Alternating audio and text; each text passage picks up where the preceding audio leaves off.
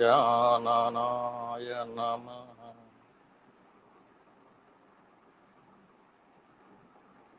ॐ श्री ज्योतिर्विनायकाय नमः।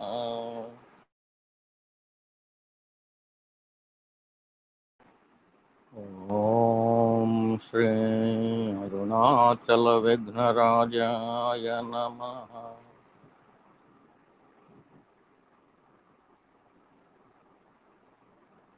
ॐ श्री अपेतकुचाम्बा समेत अरुणाचलेश्वराय नमः।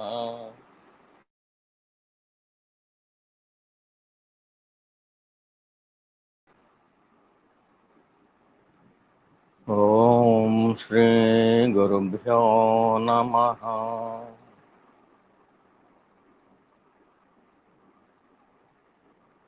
ॐ श्री सद्गुरवे नमः।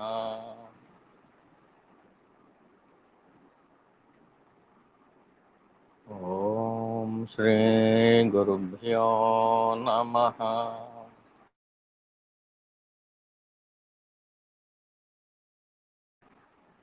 ॐ नमो भगवते श्रीरमणाय।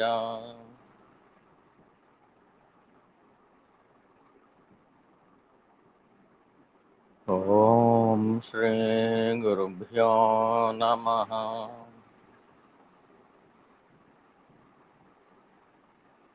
ॐ श्री अरुणाचलेश्वराय नमः।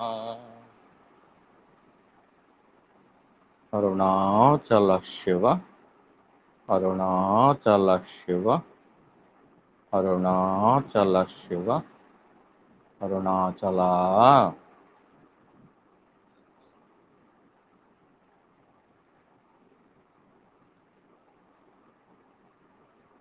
Arunachal Shiv, Arunachal Shiv, Arunachal Shiv, Arunachala.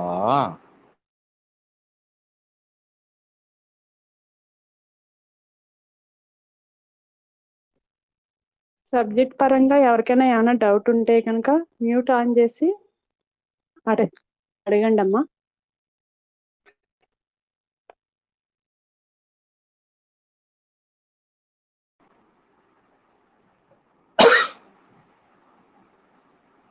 Welcome to all the audience who are the truth seekers.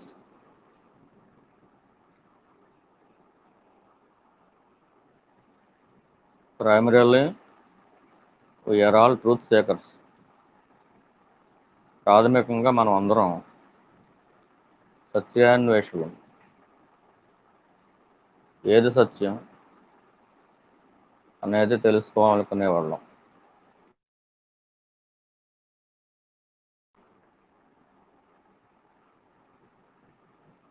సత్యాన్వేషణ అనేది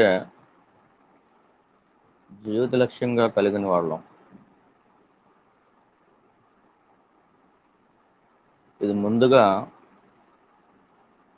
మనందరికీ అర్థం కావాలి. మనం సత్సంగానికి కానీ సద్గోష్ఠికి కానీ దేనికోసం వస్తున్నాం? ఇప్పుడు మనం 16 మంది 17 మంది జాయిన్ అయ్యాం దీంట్లో. What is the purpose? దీని ప్రయోజనం ఏంటి? దీని ప్రయోజనం సత్యాన్ని తెలుసుకోవటం గురించి మాత్రమే. అంతకుమించి వేరే ప్రయోజనాలు ఉన్నాయనుకుంటే అది భ్రమ అవుతుంది. వేరే ప్రయోజనాలు నెరవేరితే నెరవేరుగాక, అది అరుణాచలేశ్వరుడి ఇష్ట ప్రకారం జరుగుతుంది, మన ఇష్ట ప్రకారం జరగదు. ఒకవేళ మన ఇష్టం అరుణాచలేశ్వరుడు ప్రణాళికలో ఉంటే అప్పుడు మన ఇష్టం నెరవేరినట్టుగా మనం భావిస్తాం.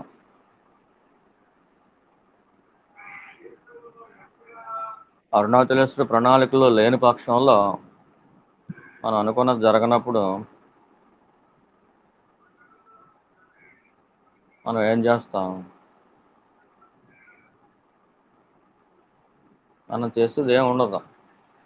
దేనికోసం? మనం ప్రాథమికంగా దేనికోసం వచ్చాం? శ్రీ భగవాన్ సత్సంగానికి సత్యాన్వేషణ కోసం వచ్చాం. అది ముందు మరవకూడదు. అది మర్చిపోతే లక్ష్యం మర్చిపోయినట్టే. స్కూల్కి పిల్లలు ఎందుకు వెళ్తారో చదువుకోవడం కోసం వెళ్తారు. వాటిల్లో ఆటలో పాటలు కూడా ఉంటే ఉండొచ్చు, కానీ కేవలం ఆటలో పాటల కోసం స్కూల్కి వెళ్ళాం. తర్వాత జీవితంలో జ్ఞానం సంపాదించని, ఏ జ్ఞానం అంటే లౌకిక జ్ఞానమే. అది కూడా ఆ జ్ఞానం వల్ల మనం ఏదో ఉద్యోగం పొందాలనో, ఒక అందంగా బతకాలనో ఉంటుంది.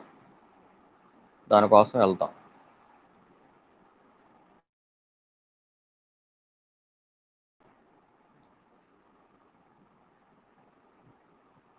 మనం ఎందుకు వచ్చాం? సత్సంగానికి. సత్సంగం అంటేనే సత్యంతో సంగమించటం, సత్యం సన్నిధిలో ఉండటం. మరి ఏది సత్యం అనేది మనకి ఎవరు చెబుతారు? ఈశ్వర ప్రణాళికలో ఎవరైతే మనకు చెప్పాలో, మనకు ఎవరు కేటాయించబడ్డారో వారే చెబుతారు. మా గురుదేవులు సద్గురు నాన్నగారు మమ్మల్ని టీచింగ్లో పెట్టారు. మా అంతటా మేము టీచింగ్లోకి రాలేదు.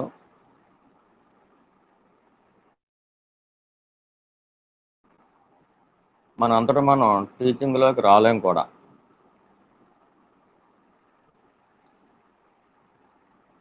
ఒక సద్గురువు యొక్క ఆర్డర్ ఉంటేనే మనం టీచింగ్ లైవ్గా ఉంటుంది, జెన్యూన్గా ఉంటుంది. సద్గురువు ఈశ్వరుడి చేతిలో పనిముట్టు కాబట్టి స్వయాన ఈశ్వరుడు నియమించేస్తేనే మనకి ఆ సత్సంగం జరుగుతుంది. ఎన్నో సత్సంగాలు ఉంటాయి, ఎంతో మంది టీచ్ చేస్తూ ఉంటారు. ఎక్కడెక్కడ ఎవరెవరు టీచింగ్ చేయాలి, ఎక్కడెక్కడ ఎవరు డిసైపుల్స్ కానీ డ్యూటీస్ కానీ ఉండాలి అనేది అదంతా ఈశ్వరుడి యొక్క ప్రణాళిక, మన ప్రణాళిక కాదు.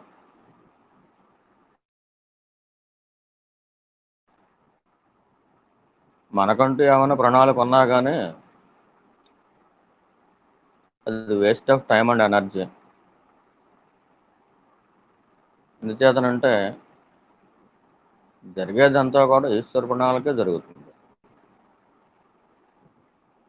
ఈశ్వర ప్రణాళిక బలీయమైంది, దానికి తిరిగి ఉండదు. ఈశ్వర ప్రణాళికలో ఏది ఉందో అదే మనం కూడా అనుకుంటూ ఉంటే మనం అనుకున్నది జరిగింది అనిపిస్తుంది.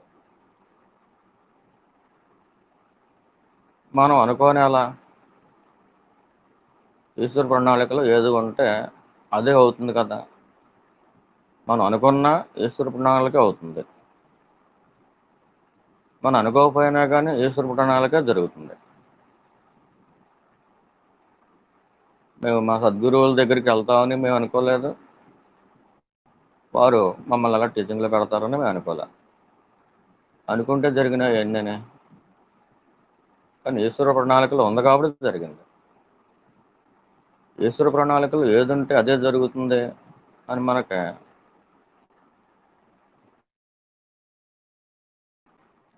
ఒక బలీయమైనటువంటి స్థిర నిశ్చయం, సాలిడిఫైడ్ అండర్స్టాండింగ్ వచ్చేస్తే మన మనసుకి ఎటువంటి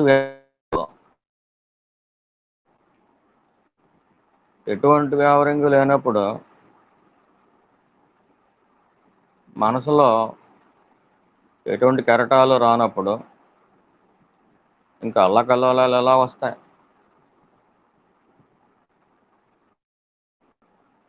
మనసులో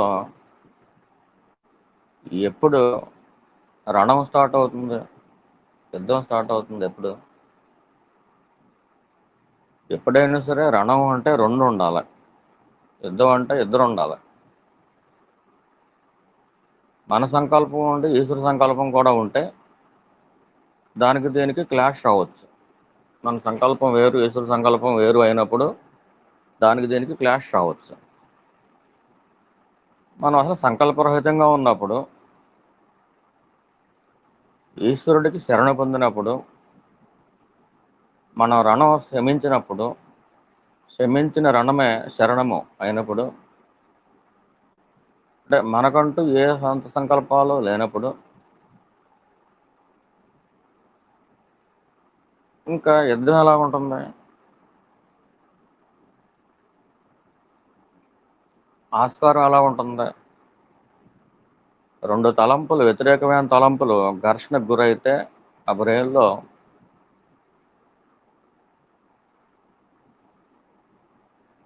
ఘర్షణ వస్తుంది. బ్రెయిన్లో కూడా ఘర్షణ ఉంటుంది. ఎప్పుడు ఘర్షణ వస్తుంది? మనసులో రెండు విరుద్ధమైన తలంపులు ఎదురెదురు ఢీకొంటూ ఉంటే అప్పుడు ఆ మనసులో ఉన్న ఆ సంకల్పాలు ఎనర్జీని తీసుకుని బ్రెయిన్లోకి వెళ్ళి ఆ బ్రెయిన్ని పాడు చేస్తాయి. ఇది మన అందరికీ తెలుసు కదా. మనసులో రెండు విరుద్ధమైన, వ్యతిరేకమైన సంకల్పాలు ఉంటాయి. అంటే తూర్పుకి వెళ్ళాలి అని ఒక తలంపు ఉంటే, అలా కాదు పడమరకు వెళ్ళాలి అని ఇంకో తలంపు ఉంటే, తూర్పుకి వెళ్ళాలనే తలంపు, పడమరకు వెళ్ళాలనే తలంపు రెండూ కూడా వర్క్ చేసేస్తూ ఉంటే అది బ్రెయిన్లోకి వచ్చేసరికి ఏమవుతుంది? ఎనర్జీగా మారుతుంది. ఈ ఎనర్జీ ఎదురు బదురుగా ఉన్నాయి. ఖచ్చితంగా ఘర్షణ అనేది వస్తుంది. రాపిడి అనేది మన చేతులు రెండు ఎదురు బదురు ఉంటేనే రాపిడి వస్తుంది. అలా కాకుండా ఒక చెయ్యి అలా ఉంచి పైన రాసినా కానీ రాపిడి వస్తుంది. అసలు ఏది కదలకుండా ఉంటే, రెండు చేతులు కూడా కదలకుండా ఉంటే రాపిడి ఎలా ఉంటుంది? అసలు ఉండదు కదా. రెండు చేతులను ఫోల్డ్ చేస్తారు అనుకోండి, నమస్కారం పెట్టుకున్నారు అనుకోండి, అసలు కదలట్లేదు కదా. ఈశ్వర సంకల్పం ఏదైతే జరుగుతుందో 100%, 99.999 అని కాదు, టోటల్లీ 100%. మనం శరణాగతి ఎప్పుడు చెందగలం? మనమంటూ ఉంటే, మనమంటూ ఉన్నాము అనుకుంటే మనకంటూ ఒక సంకల్పం వస్తుంది. మనం ఉన్నామో లేదో చూసుకోమంటారు అరుణాచల మహర్షి. అది చూసుకునే పనిలో చాలామంది పడ్డారు అనుకోండి, కానీ ఆ పని అలా అవుతూ ఉంటుంది. తెలుసుకోవాల్సింది ఏంటంటే, మన బ్రెయిన్కి ఎప్పుడైతే విరుద్ధ భావాలు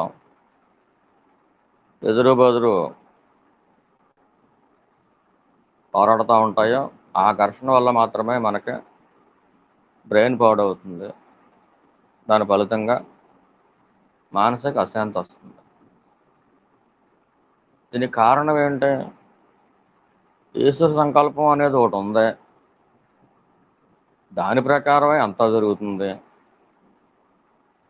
ఈచ్ అండ్ ఎవ్రీథింగ్, ప్రతిదీ కూడా దాని ప్రకారం జరుగుతుంది అని మనకి ఎప్పుడైనా ఇటువంటిప్పుడు సత్సంగానికి వచ్చినప్పుడు గుర్తు వస్తుంది, కానీ సత్సంగం అయిపోయిన తర్వాత వదిలేస్తాం దాన్ని వదలకూడదు. దాన్ని బాగా వంట పట్టించుకోవాలి. దేన్ని వంట పట్టించుకోవాలి? ఈశ్వరుడే అంతా చేస్తున్నాడు, మన భారం కూడా ఆయనదే. ఆయనకే మన భారం వేసేద్దాం.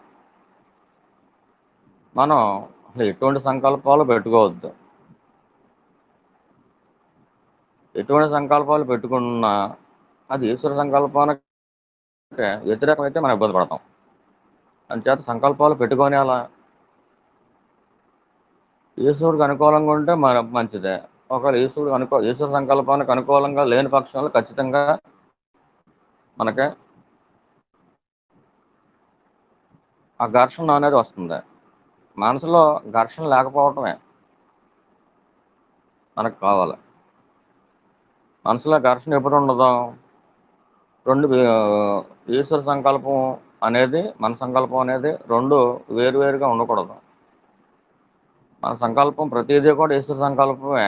ఏదైతే ఉందో అదే మన సంకల్పం అనుకోండి.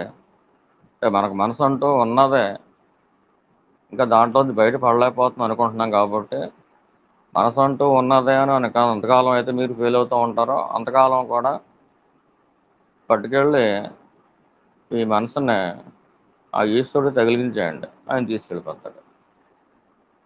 తగిలించినంతకాలం ఘర్షణ ఉంటుంది. ఎంతకాలం అయితే ఘర్షణ ఉంటుందో అంతకాలం మానసిక అనారోగ్యం ఉంటుంది. మానసిక అనారోగ్యం ఆ బ్రెయిన్ మీద పడుతూ ఉంటుంది, అది మళ్ళీ బాడీ మీద పడుతూ ఉంటుంది. ఇలా బాడీని ఎవరు కష్టపెడుతున్నారు? మనమే కష్టపెడుతున్నాం. ఎందువల్ల కష్టపెడుతున్నాం?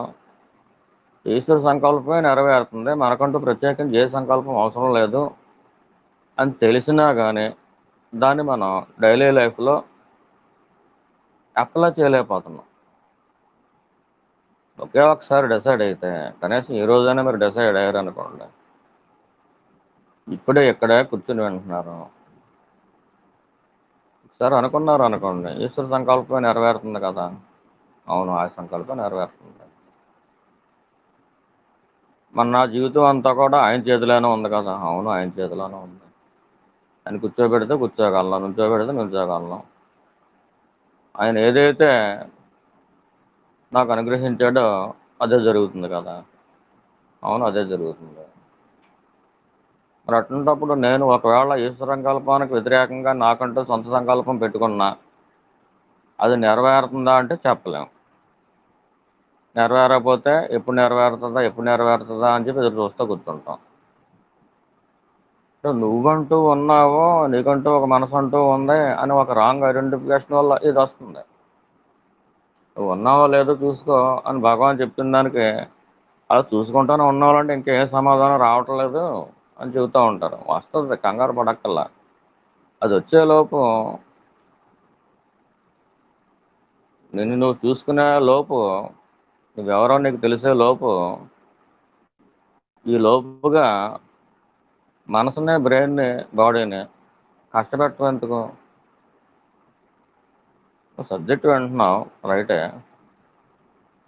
ఆ విన్నదాన్ని సరైన రీతిలో ఎప్పటికప్పుడు అప్లై చేయలేకపోతున్నాం. అప్లై చేస్తే అసలు నీకు వేరుగా సంకల్పాలు ఎలాగుంటాయి? ఓ పరమేశ్వర, అరుణాచలేశ్వర, నువ్వే నా యజమానివే. నా లైఫ్లో నేను పుట్టక ముందు కూడా నువ్వే నా యజమానివే, పుట్టిన తర్వాత కూడా నువ్వే నా యజమానివే. నన్ను లీడ్ చేసేది నువ్వే, నన్ను గైడ్ చేసేది నువ్వే, నాకు తిండి పెట్టేది నువ్వే, నాకు బట్టలు ఇచ్చేది నువ్వే, అంతా నువ్వే. నా అభిమానం నువ్వే, నా అవమానం నువ్వే, మొత్తం అంతా నువ్వే. నేను ఏదైతే పుట్టాను అనుకుంటున్నానో అలా అనుకునేది దాన్ని తెలుసుకోమని చెప్పి భగవాన్ రమణ మహర్షి ఇలా చెప్పారు. ఇది కరెక్ట్, ఇలా సాధన చేసుకోండి అని చెప్పి ఆయన పాదాలను అనుగ్రహించి ఆ సత్సంగం అనే దాన్ని ఇచ్చాను. అది నాకు చాలు. ఇంక నేను వేరే ఏ సంకల్పాలు పెట్టుకోను. నాకు ఇంకేం వద్దు. ఏమైనా కోరుకుందాం అనుకున్నా కానీ నేను కోరుకున్నది అవ్వచ్చు, అవ్వకపోవచ్చు. అవ్వచ్చు, అవ్వకపోవచ్చు అనుకున్నప్పుడు ఇంక దాని గురించి మనం ఆలోచించడం ఎందుకు? దాని గురించి ఎత్తి మీద బరువు పెట్టుకోవడం ఎందుకు? ఈశ్వరుడే స్వయంగా నన్ను చూసుకుంటున్నాడు. అటువంటప్పుడు ఈశ్వరుడే స్వయంగా నన్ను చూసుకుంటున్నప్పుడు, నా జీవితం ఆయన చేతిలో ఉన్నప్పుడు నేను దేని గురించి భయపడాలి? అసలు అర్థం ఉందా? దేని గురించైనా భయపడుతున్నాను అంటే, దేని గురించైనా బాధపడుతున్నాను అంటే, దేని గురించైనా బెంగపడుతున్నాను అంటే దానికి అసలు అర్థం అంటూ ఉందా?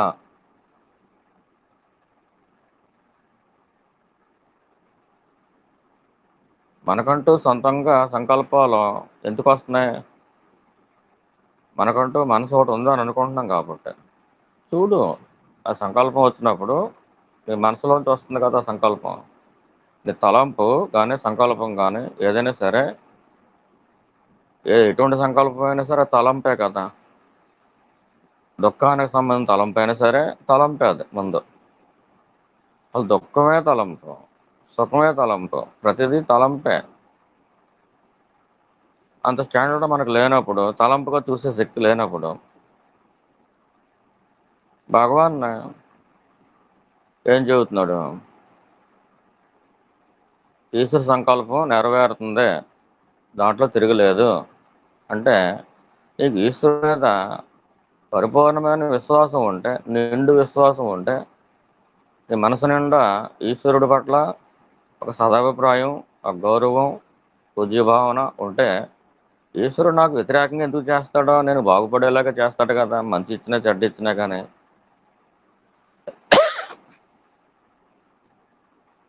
నా మంచి ఈశ్వరుడే, నా చెడ్డ ఈశ్వరుడే. నాకు చెడ్డగా కనిపిస్తుంది కానీ అమ్మ వారానికి ఒకసారి తలండొద్దు కుంకుడికాయ పులిసేసి కళ్ళు మండిపోతున్నాయని చెప్పి పారిపోతుంది పిల్ల. ఏం చేస్తుంది? జుట్టించుకు లాక్కొచ్చి మరి కుంకుడికాయ పులిసేసి అంటేస్తుంది. ఎంచేత అంటకపోతే ఆ ఇంకక్కడి నుంచి రకరకాల రోగాలు వస్తాయి. అలా వారానికి ఒకసారి తలంటేస్తుంది అమ్మ. ఆ తర్వాత చక్కగా రోజు నూనె పెడుతుంది, తలకాయ దువ్వుతుంది, అన్నీ చేస్తుంది. నూనె పెట్టినప్పుడు తలకాయ దువ్వినప్పుడు బాగానే ఉంటుంది, ఇంకా తల అంటున్నప్పుడు మాత్రం పారిపోతుంది పిల్ల. ఆ తల అంటకపోతే ఎలాగా? ఎన్నో జన్మల నుంచి పుడతా చస్తూ అలా వస్తా ఉన్నాం. ఈ జన్మలో ఇప్పుడు తల అంటున్నారు. తల అంటున్నప్పుడు కళ్ళు మండుతాయి అన్నారా? నేను కళ్ళు తెరవమని చెప్పింది ఎవరో? కళ్ళు తెరిచి చూస్తేనే కదా నీకు కంట్లో రసం పడేది. అంతా ఈశ్వరుడే చేస్తున్నాడు, ఆయన నాకు మంచిగా చేస్తున్నాడు అని చక్కగా కళ్ళు మూసుకో. ఆయన మీద విశ్వాసం పెట్టుకుని కళ్ళు మూసుకో. చక్కగా జరగబోయేది ఏదో జరుగుతూ ఉంటుంది. నువ్వు కనీసం రుద్దుకోక్కర్లేదు. నువ్వు చేతులతో, నీ రెండు చేతులతో నువ్వు రెండు కళ్ళు మూసుకుంటే చాలు. ఆ అమ్మాయి రుద్దు పెట్టేస్తుంది, అమ్మాయి పులిసేస్తుంది, అమ్మాయి రుద్దు పెట్టేస్తుంది. కానీ మనకు అది ఇష్టం ఉండట్లేదు. అంతేత కళ్ళు తెరిచి చూసేస్తున్నావు. కళ్ళు మూసుకో నువ్వు. కళ్ళు తెరిస్తే కుంకుడికాయ రసం పడుతుంది, కళ్ళు మండుతాయని కూడా చెబుతుంది అమ్మ. అయినా కానీ కళ్ళు తెరిచేస్తున్నావు. కళ్ళు తెరిస్తే ఏమవుతుంది? కంట్లో పడుతుంది పులుసు. మండదా మరి కంట్లో పడితే? ఈశ్వర సంకల్పం జరుగుతున్నప్పుడు దాన్ని మనం ఉభయ చేయనప్పుడు అమ్మ కళ్ళు మూసుకొని చెప్పింది. నేనే వండుతానులే, నువ్వే రెండు చేతులతో రెండు కళ్ళు మూసేసుకుని నీకు వేరే పని లేదని చెప్పింది. మన రెండు చేతులతో రెండు కళ్ళు మూసుకుంటే సరిపోయింది.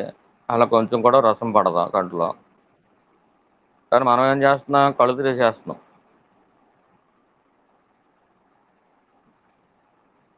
అమ్మ చేసే పని అమ్మ చేయనిస్తే చాలు. అమ్మ మనకి ఏదైతే గైడెన్స్ ఇచ్చిందో అది పాటిస్తే చాలు. ఈశ్వర సంకల్పం ఏది ఉందో అది జరగనిస్తే చాలు. దానికి వ్యతిరేకంగా వెళ్ళడం ఎందుకు? వ్యతిరేకంగా ఎప్పుడు వెళ్తామంటే మన సంకల్పం వేరు, ఈశ్వర సంకల్పం వేరు అనుకున్నప్పుడు మన మనసు ఒకటి చెబుతుంది. దానికి తగ్గట్టుగానే జరగాలంటది. దానికి తగ్గట్టుగా ఎలా జరుగుద్ది? ఈశ్వరుడు అనుకున్నది జరుగుద్ది కానీ, వాడు ఏది కేటాయించాడో మనకు అదే జరుగుద్ది కానీ. అలా కాదండి, మేము ఏదో సత్సంగాలకు వస్తున్నాం, ఏదో సాధన చేసుకుంటున్నాం, ఈ సత్సంగం ఈ సాధన కూడా మాకు సాగనివ్వట్లేదు, అది దాంట్లో మేము సంకల్పం పెట్టుకుంటే తప్పే ఉంది అని కొంతమంది అనుకుంటా ఉంటారు. నీకు సత్సంగం సాగనవదా? నువ్వు ఎలా సాధన చేసుకోవాలో అనేది నీకు తెలియట్లేదు. నీ ఇంట్లో వాళ్ళకి నీ సాధన నీకు ఇష్టం లేకపోతే వాళ్ళకి తెలిసేలాగా ఎందుకు చేసుకోవాలి సాధన? అది నేను ఎవరో చూసుకోవాలంటే మీ ఇంట్లో వాళ్ళందరూ నీ హృదయంలో దూరు చూస్తారా? ఇంట్లో వాళ్ళకి తెలియవలసిన అవసరం ఏంటి? మరి ఒక మంత్ర జపం అనుకోండి, ఆ, వీళ్ళు ఏదో మంత్రాలు చేసేసుకుంటున్నారు చేత వీళ్ళు పాడైపోతున్నారు అని అనుకోవచ్చు. అటువంటి వాళ్ళు మనకి సిద్ధం చేస్తాడు. ఎంచే సిద్ధం చేశాడు? ఈశ్వరుడు ఎందుకు పెట్టాడు అటువంటి వాళ్ళని? నువ్వు మంత్రజపం చేయక్కర్లేదు, నువ్వు రారా, ఆ రోజులన్నీ అయిపోయినాయి, నువ్వు మనసులోనే చూసుకో, అది నేను ఎవరనేది చూసుకో, నువ్వు సాధన చేస్తున్నట్టు కూడా వీళ్ళకి తెలియవలసిన అవసరం లేదు, నువ్వు ఆ రేంజ్లో చేయగల సమర్థత నీకు ఇస్తున్నాను, ఇంకేదంటే పూర్వజన్మల్లో చేసి చేసి చేసి వచ్చావు చాలులే, ఇంకా ఆ పై పైకి చెప్పటాలు, ఈ డబ్బాలు కొట్టటాలు, ఈ సౌండ్లు అన్నీ అక్కర్లేదు, ఇంకా నీలో నువ్వు చూసుకో, నేను ఎవరు అనే దాని దగ్గర ఉండు, ఏ పనిలో ఉన్నా కానీ ఉండు, ఉండగలంతసేపు ఉండు. నువ్వు ఇంట్లో సాధన చేసుకుంటున్నావా? సాధన చేసుకుంటా ఉంటే వాళ్ళు ఏదో నువ్వు పాడైపోతున్నావు అనుకుంటున్నారు అనుకో, అటువంటిప్పుడు ఏం చేయాలి నువ్వు? వాళ్ళకి వ్యతిరేకంగా వెళ్ళడం ఎందుకు? వాళ్ళు అంటూ సొంతంగా ఉన్నారనుకుంటున్నావా? ఈశ్వరుడే వాళ్ళని నియమించాడు అనుకో, ఈశ్వర సంకల్పం అలాగుంది కాబట్టి నువ్వు సాధన చేయడం వాళ్ళకి ఇష్టం లేదు, నువ్వు భక్తిలో ఉండటం వాళ్ళకి ఇష్టం లేదు అనుకో, అది ఈశ్వరుడు పెడితేనే కదా వాళ్ళు వచ్చారు, లేకపోతే వాళ్ళ అంతరాలు సిద్ధం అవుతారా? అటువంటి భక్తిహీనులందరినీ నీకు సిద్ధం చేసాడు, ఇన్ఛార్జ్ చేసాడు, నువ్వు ఏదో కోరుకుని ఉంటావు. అదేంటంటే భక్తిహీనులు మేము కోరుకుంటాము అంటే, భక్తిహీనులు కోరుకోపోవచ్చు కానీ ఏదో ఐశ్వర్యమనో, ఇంకోటనో, అందమనో, చందమనో, పేరు ప్రతిష్టలనో, చదువునో, ఉద్యోగాలనో, ఊరేగటాలనో ఏ కోరుకుని ఉంటాం కదా. ఆ కోరిక నెరవేర్చినప్పుడు ఆ సందర్భంగా ఎవరో ఒకరు ఇస్తాడు. నీకు ఆ కోరిక నెరవేరుతుంది కదా, పూర్వజన్మలో ఏ కోరుకున్నావు ఆ కోరిక నెరవేరుతుంది. కానీ ఆ కోరిక ప్రకారం సిద్ధమైన వాళ్ళు వాళ్ళకి భక్తి ఇస్తూ ఉంటారు. అట్టున్నప్పుడు ఏం చేయాలి? వాళ్ళకి అయిష్టం కలిగించి నీకు నువ్వు హద్దులు సృష్టించుకోవటం ఎందుకు? అని నేను ఎవరు అనేది చూసుకోవటానికి అలా బయటికి ఎలా తెలుస్తుంది? బయట డబ్బా కొట్టుకుంటాక అసలు జపం అయితే కనుక పోనీ ఏదో పైకి అనిపిస్తుంది. నువ్వు జపం కూడా చేయవు, నేను నువ్వే చూసుకుంటావు, భగవాన్ సహాయం చేస్తారు, డైరెక్ట్గా వచ్చేస్తుందంటే రాకపోవచ్చు అందరికీ. కానీ నీకు సాధన చేసుకుంటే అనుకూలమైన పరిస్థితులు లేనప్పుడు అటువంటి పరిస్థితులను క్రియేట్ చేసింది కూడా ఈశ్వరుడే అని ఎందుకు తెలియజేయట్లేదు నీకు? తెలుసుకోవాలి కదా. వాళ్ళందరూ వాళ్ళు వచ్చి పడిపోయారా లేదే?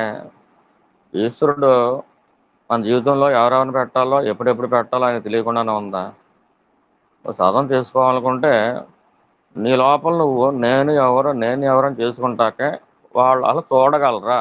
నీ లోపల దూరి చూడగలరా? నువ్వేమనుకుంటున్నావో నీ తలంపునే వాళ్ళు చూడలేరు, అటువంటిప్పుడు నీ సాధన ఎలా చూడగలుగుతారు? నువ్వు నిరంతరం సాధనలో ఉన్నా కానీ వాళ్ళు ఎలా కనిపెడతారు? కనిపెట్టలేరు కదా. అటువంటిప్పుడు వాళ్ళ నుంచి నీకు నెగిటివిటీ రాదు కదా అసలు. వాళ్ళకి ఏం కావాలో ఆ మాటలో చెబుతావు నువ్వు. వాళ్ళకి అన్నం కావాల్సి ఉంటే అన్నం వండి పడేస్తావు, కూర కావాల్సి ఉంటే కూర వండి పడేస్తావు. నీకు ఓపుకుంటూ ఉద్యోగం చేసుకుంటే ఓపిక లేకపోతే హాయిగా ఇంట్లోనే ఉండి చక్కగా సాధన చేసుకుంటావు. వాళ్ళు ఉన్నప్పుడు చేసుకోవడం మానేసి లేనప్పుడు హాయిగా సాధన చేసుకుంటావు. కానీ నీకంటూ సొంత సంకల్పాలు ఉన్నాయా? మరే ఈశ్వర సంకల్పం ఏదైతే ఉందో దాని ప్రకారం చేద్దామని లేదే. నీకంటూ సొంత సంకల్పాలు ఉన్నాయి కదా. ఆ సొంత సంకల్పాలు ఇంకా వదిలిపెట్టట్లేదు కదా. మరి ఏది జరిగితే అది జరుగుతుంది, ఊరకే ఉండు. వర్గా ఉంటే ఎలా కుదురుతుంది? మనం ఏదో చేయాలి కదా అనిపిస్తే నీ సొంత సంకల్పం నువ్వు అనుసరిస్తున్నావు అనుకో, ఇతర సంకల్పంలో ఉంటే కనుక నీ సొంత సంకల్పం కూడా ఉంటే కనుక అది ఎలాగ జరుగుద్ది. ఈశ్వర సంకల్పంలో లేనప్పుడు నువ్వు సొంతంగా సంకల్పాలు పెట్టుకుని నీ అంతటి నువ్వు బిజీ చేసుకుంటున్నప్పుడు అదంత అవసరమా? సత్యాన్వేషణ కోసం నీకు టైం ఎక్కడ సరిపోతుంది? నీ అంతటి నువ్వు బిజీ అయిపోతూ ఉంటే సత్యాన్వేషణ నీకు టైం ఎక్కడ సరిపోతుంది? కొంతమంది ఏదో వచ్చేసేసేయాలి, వచ్చేసేయాలి, ఇచ్చేసేయాలి అనుకుంటూ ఉంటారు. కొంతమంది అయితే అసలు ఈ వండుకుని తినటం ఇదే మాకు సరిపోతుంది టైం, అసలు ఇంకా సాధనకి టైం ఉండలేదు బాబు, ఇంక మాకు వేరే పనులు వద్దు బాబు, ఈ గృహిణిగా ఉంటే సరిపోద్దులే మాకు, మిగతా టైంనన్నా కనీసం సాధన కోసం ఉపయోగించితే చాలు, ఇలా ఎంత సమయం ఉపయోగించినా కానీ రీచ్ అవుతామో రీచ్ అవ్వలేమో చెప్పలేకపోతున్నాం, సంవత్సరాల తరబడి చేస్తున్నాం సాధన,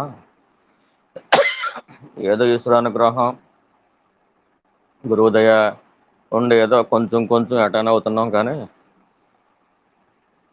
అంటే ఉన్న టైంని నువ్వు సాధనకి ఎలా కేటాయించుకోవాలి అది గ్రహించట్లేదు. అంటే నీ సత్యాన్వేషణలోనే సత్యాన్వేషణ ఆసక్తి ఉంది నీకు అనుకుంటున్నావు, కానీ దాన్ని మించి ఇంకా ఎయిమ్స్ ఉంటాయి నీకు, వేరే వేరే ఎయిమ్స్ ఉండి సత్యాన్వేషణ కూడా చెయ్యాలి, నేను ఎవరో కూడా చూసుకోవాలి, ప్లస్ వాటితో పాటు ఇంకా చాలా పనులు చేసుకోవాలి. ఇంచేత మనకున్న డబ్బు సాలదు, మనకున్న పరువు సాలదు, మనకున్న పవర్ సాలదు. అంచేత మనం కూడా ఎదుటి చేసేయాలి. ఇప్పుడు ఈయన పూంజ గారికి మేనమామ అవుతాడు, ఒక ఆయన, ఆయన జ్ఞానే, స్వామి ఏదో రామతీర్థ ఏదో ఉంది, జ్ఞాపకం లేదు, పేరు జ్ఞాపకం లేదు.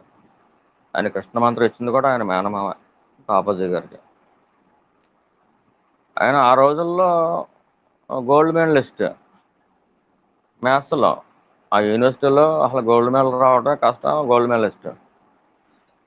గోల్డ్ మెడల్ తీసుకున్న తర్వాత ఏం చేశాడు? ఇమీడియట్గా సన్యాసం తీసుకున్నాడు. అదేంటి, నేను గోల్డ్ మెడలిస్ట్ నేను బోల్డ్ అంత చదువు చెప్పాలి, బోల్డ్ మందికి చెప్పాలి అని అనుకున్నాడా? లేదు. మరి గోల్డ్ మెడల్ చేసింది ఎందుకు? నిజంగా ఆ మ్యాథ్స్లో గోల్డ్ మెడల్ వచ్చింది రైటే, మరి బోల్డ్ మందికి మ్యాథ్స్ చెప్పాలి కదా. సన్యాసం తీసుకుని చదువు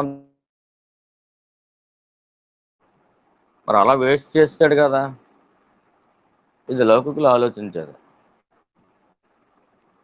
చదువు ఒక సంస్కారాన్ని నేర్పడం కోసం ఆయన దృష్టిలో, ఆయన ఏదైతే సంస్కారం నేర్చుకున్నాడో అది నేర్చుకున్నాడో, ఈశ్వర సంకల్పంలో గోల్డ్ మెడల్ ఉంది కాబట్టి గోల్డ్ మెడల్ దాకా చదువుకున్నాడు. ఆ తర్వాత మొత్తం సన్యసించాడు, పూర్తిగా ఆధ్యాత్మికంగా దిగిపోయాడు. కొంతమంది అలా ఉంటారు. ఇప్పుడు మేమే ఉన్నామండి, ఉద్యోగం మానం మేము, చేత మాకు అది అవసరం. దేహాన్ని ఎవరిని అడుగుతాం? అడగలేం కదా. మా పొట్ట పోషణ కోసం మేము ఉద్యోగం చేసుకోవాలి. అలాగే మీరు కూడా మీ పోషణ నిమిత్తం మీకు ఉద్యోగం అవసరం అనుకుంటే చేసుకునే తప్పలేదు. కానీ అదనం అనుకుంటే వేస్ట్. ఈ పొట్టకి అవసరం లేదు అనుకుంటే ఆ ఉద్యోగం చేసే టైంలో చక్కగా సాధన చేసుకోవచ్చు. మనంతా మనమే బిజీ అయిపోయి టైం లేకుండా చేసేసుకుని సాధన చేయలేకపోతుంది అనుకుంటే అలాగా. అది ఫస్ట్ పాయింట్. రెండోది అంటే, ఎంత ఉద్యోగంలో ఉన్నా కానీ, అన్ని పనులు చేస్తున్నా కానీ, ఇంటి దగ్గర ఉన్నప్పుడు ఎలా ఆరాముగా ఉంటావో అలా ఉద్యోగంలో కూడా ఆరాముగా ఉండగలుగుతున్నావు. నువ్వు ఉంటే కనుక ఉద్యోగం చక్కగా చేసేసుకో. అక్కడ బ్రెయిన్ ఉపయోగిస్తూ ఉంటావు, కానీ నేను ఎవరు అనే దాని దగ్గర నీ దృష్టి నిలబడి ఉంటుంది. నిలబడకపోతే భగవాన్ అడుగు, నిలబెడతాడు. ఒకవేళ నిలబెట్టలేకపోతున్నాడు అనుకోండి, అప్పుడు నీకు ఉద్యోగం అవసరం లేదు. అంటే మీరు చేసుకునే పనులలో పైకి మీ దేహం పనిచేస్తూ ఉంటుంది, మీరేం చేయక్కర్లేదు. ఏం చేయక్కర్లేదా అంటారేంటి అంటారు అనుకుంటున్నారేమో. మీరేం చేయట్లేదు అసలు. మీ దేహం చేస్తుంది అక్కడ. అంటే మనసు పెట్టి చేయాలి కదంటే మనసు పెట్టి చేయటానికి కూడా మీ మనసును అలాగ ఉపయోగిస్తూ ఆ మనోలో ఉండగలగటం కూడా వచ్చేస్తుంది. అది అరుణాచలేశ్వరుడు అనుగ్రహం అవ్వచ్చు, గురువు దయ అవ్వచ్చు, ఏదైనా సరే అవ్వచ్చు, వచ్చేస్తుంది. దానికి గీటరాయి అంటే మీరు టైర్ అవ్వరు. మీరు ఎంత వర్క్ చేసినా కానీ మనోమూలంలో ఉంటే టైర్ అవ్వరు అసలు. పొద్దున్న నుంచి సాయంత్రం దాకా ఇష్టంతో పనిచేస్తూ ఉంటారా, కానీ మీరు మీ మనోమూలంలో ఉంటున్నారు అనుకోండి, నేనుగానే ఉంటున్నారు అనుకోండి, నేను దగ్గరే ఉంటున్నారు అనుకోని కనీసం నేను అన్న ఫీలింగ్ని అంటు పెట్టుకుని అలా ఉంటున్నారు అనుకోండి, ఎంత పని చేసినా కానీ అస్సలు టైర్ అవ్వరు. ఆ టైర్లెస్నెస్, ఆ పీస్ఫుల్నెస్ మీకు తెలుస్తూ ఉంటాయి. ఎంత పనైనా చేసేయచ్చు. అప్పుడు మీకు ఉద్యోగం ఆటంకం కాదు, ఇంట్లో పని ఆటంకం కాదు. ఇంకా పని కల్పించుకునే అవసరం అయితే ఇతరులకు కూడా పని చేసి పెట్టేస్తారు. మీరు రెస్ట్ తీసుకోవడానికనే, డ్యూటీ చేయటానికని, ఇంటి పనులు చేసుకోవటానికని, వంట పనులు చేసుకోవటానికని అసలు ఏమాత్రం తేడా ఉండదు. ఎంచేత మీ దేహం ద్వారా జరుగుతూ ఉంటాయి, మీ మనసు ద్వారా జరుగుతూ ఉంటాయి, మీ బుద్ధి ద్వారా జరుగుతూ ఉంటాయి. వాటికి మీకు సంబంధం ఉండదు. మీరు గనక నేను నిజమైన నేను ఎక్కడ ఉంది, నేను నేను నేను అనుకుంటే ఆ ఫీలింగ్నే పట్టుకుని ఉంటే, మీరు ఎక్కడ ఉన్నారో, మీరు ఏం పని చేస్తున్నారో, నేననే ఫీలింగ్ని పట్టుకునే పనిలో ఉన్నారు. అక్కడే ఉన్నారు మీరు, ఇక్కడ ఎక్కడ లేరు. మీ యొక్క మనసు ఉంటుంది, మీరు వేరు, మీ మనసు వేరు. ఆ మనసు ఏదో పనిలో ఉంటుంది, మీరేం పనిలో ఉండవలసిన అవసరం లేదు. మీ యొక్క దేహం ఏదో పనిలో ఉంటుంది, మీరు పనిలో ఉండవలసిన అవసరం లేదు. మీరు వేరు, మీ దేహం వేరు. అలాగే మీ బ్రెయిన్ ఏదో పనిలో ఉండొచ్చు, కానీ మీరు ఆ పనిలో ఉండక్కర్లా. వచ్చిన చిక్కాలు ఏంటంటే, మీరు మీ దేహం అనుకుంటున్నారో, మీరు మీ మనసు అనుకుంటున్నారో, మీరు మీ బ్రెయిన్ అనుకుంటున్నారో అనుకుని ఆటల్లో కలిసిపోతున్నారు. ఆటల్లో కలిసిపోయినంతకాలం దుఃఖం తప్పదు, వ్యావరింగ్ తప్పదు, చిరాకు తప్పదు, అనారోగ్యాలు తప్పవు, అశాంతి తప్పదు. మీరు మీరుగా ఉండగలిగేంత వరకు కూడా అశాంతి తప్పదు. అంతవరకు కూడా ఆ నిజమైన నేనుగా ఎవరున్నారో వాళ్ళ దగ్గర మాత్రమే మీకు శాంతి వస్తుంది, ఎక్కడ రాదు కూడా. ఈ సాధన అనే ప్రయాణంలో ఎన్నో జన్మలు పుడుతూ చస్తూ ఒక స్థాయికి వచ్చేసారనుకోండి, ఇంక మీకు ఆ సత్సంగంలో తప్పించి ఇంకెక్కడ శాంతి దొరకదు మీకు. దాని అర్థం ఏంటంటే ఎదరికే వెళ్ళాలి తప్పించి వెనక్కి వెళ్ళటానికి ఉండదు. అందుకు అది గుర్తించాలి మనం. నేను ఆ ఫీలింగ్ని టచ్ చేయండి. నేను అనే ఫీలింగ్ని టచ్ చేయండి. ఎవరు అనుకున్నా పర్వాలా, నేను ఎవరు అనుకున్నా పర్లా, నేను అనే ఫీలింగ్ ఎక్కడ వస్తుంది, ఇది అని అక్కడ ఉండండి. అది మిస్ అవుతూ ఉంటుంది. మిస్ అవటమే దాని లక్షణం అసలు. ఎన్నిసార్లు మిస్ అవుతుందో చూడండి. మిస్ అయినా కానీ అక్కడ ఉంటాం, నేర్చుకుంటే వచ్చేస్తుంది ఉండటం. అప్పుడు తెలుస్తుంది మీకు. మనోమూలంలో ఉంటే నేను వేరు, నా మనసు వేరు. నా మనసు ఏదో పని చేసుకుంటూ ఉంటుంది, దాంతో నాకు సంబంధం లేదు. నేను నేనుగా ఉంటే సరిపోతుంది, వేరే ఏ పని చేయక్కర్లేదు. అలాగే నేను వేరు, నా బ్రెయిన్ వేరు. నా బ్రెయిన్ ఏదో వర్క్ చేస్తూ ఉంటుంది, కానీ నేనేం చేయట్లేదు. నేనుగా ఉంటే సరిపోతుంది. నేను చూసుకునే పనిలో ఉంటే సరిపోతుంది. నేను వేరు, నా బాడీ వేరు. నా బాడీ ఏదో వర్క్లో ఉంటుంది, ఆ వర్కే నేను చేయక్కర్లేదు, బాడీ మీద వాలిపోయి నేనుగా ఉంటే సరిపోతుంది అని మీరుగా ఉండటం వచ్చేస్తుంది. నేను ఎవరో అని విచారణలో. దానికి మీ కుటుంబీకులు కానీ, బయట వాళ్ళు కానీ, ఫ్రెండ్స్ కానీ, అసలు ఎవరైనా సరే మీరు ఆ సాధన చేస్తున్నట్టు కూడా కనిపెట్టలేరు అసలు. అంత సీక్రెట్గా ఉంటుంది అది. లోపల జరిగేది అది, బయట జరిగేది కానే కాదు. మీరు సాధనలో ఉన్నట్టు కూడా ఎవరికి తెలియదు. కానీ నెమ్మదిగా మీలో మార్పులు వచ్చేస్తూ ఉంటాయి, ప్యూరిటీ పెరిగిపోతూ ఉంటుంది, శాంతిగా ఉంటారు. ఏంటి ఇలా మారిపోతున్నారంటే అని చెప్పి వాళ్ళు గుర్తిస్తూ ఉంటారు. గుర్తించినా కానీ వాళ్ళ గుర్తింపుల కోసం మీరు ఎప్పుడు చూడరు అసలు. చూడాలని ఒక ఆవిడ ఉంది, ఒక మహారాజు గారి భార్య. చూడాల భర్తను, ఆ భర్త పేరు జ్ఞాపకం లేదు నాకు. ఎప్పుడైనా అవకాశం ఉంటే త్రిపుర రహస్యం అని బుక్ ఉంటుంది, ఆ బుక్లో ఉంటాయి ఈ కథ. ఆ బుక్ పేరు త్రిపుర రహస్యం. ఆ బుక్ ఉంటే చదువుకోండి, మంచిదే. ఒకసారి ఆ గురువు ఆ గురువుని తీసుకొస్తాడు. ఈ భార్య భర్త ఇద్దరు కూడా గురువు దగ్గర ఉపదేశం పొందుతారు. ఆ పొందిన తర్వాత ఈవిడ గృహిణి కాబట్టి, అందులోనూ మహారాజు భార్య కాబట్టి వండవలసిన పనే ఉండదు. చక్కగా తాపీగా సాధన చేసేసుకుంది. ఆత్మజ్ఞానం పొందేసింది. ఇంతకే పొందేసిన తర్వాత భర్త చూస్తున్నాడు, ఏంటి ఇంత కాంతి వచ్చేస్తుందండి లోపల నుంచి, ఇంత కళకళలాడిపోతున్నావేంటి, ఈ ఫేసు ఇంతకు ముందు కంటే కూడా ఇంత అందంగా తయారైపోతుందంటే, ఏం వాడుతున్నావు నువ్వు, ఇంత వెలుగు వచ్చేస్తున్నావు నువ్వు, ఏ పౌడర్ వాడుతున్నావు, ఏ సెంట్లు వాడుతున్నావు అని అడిగాడు.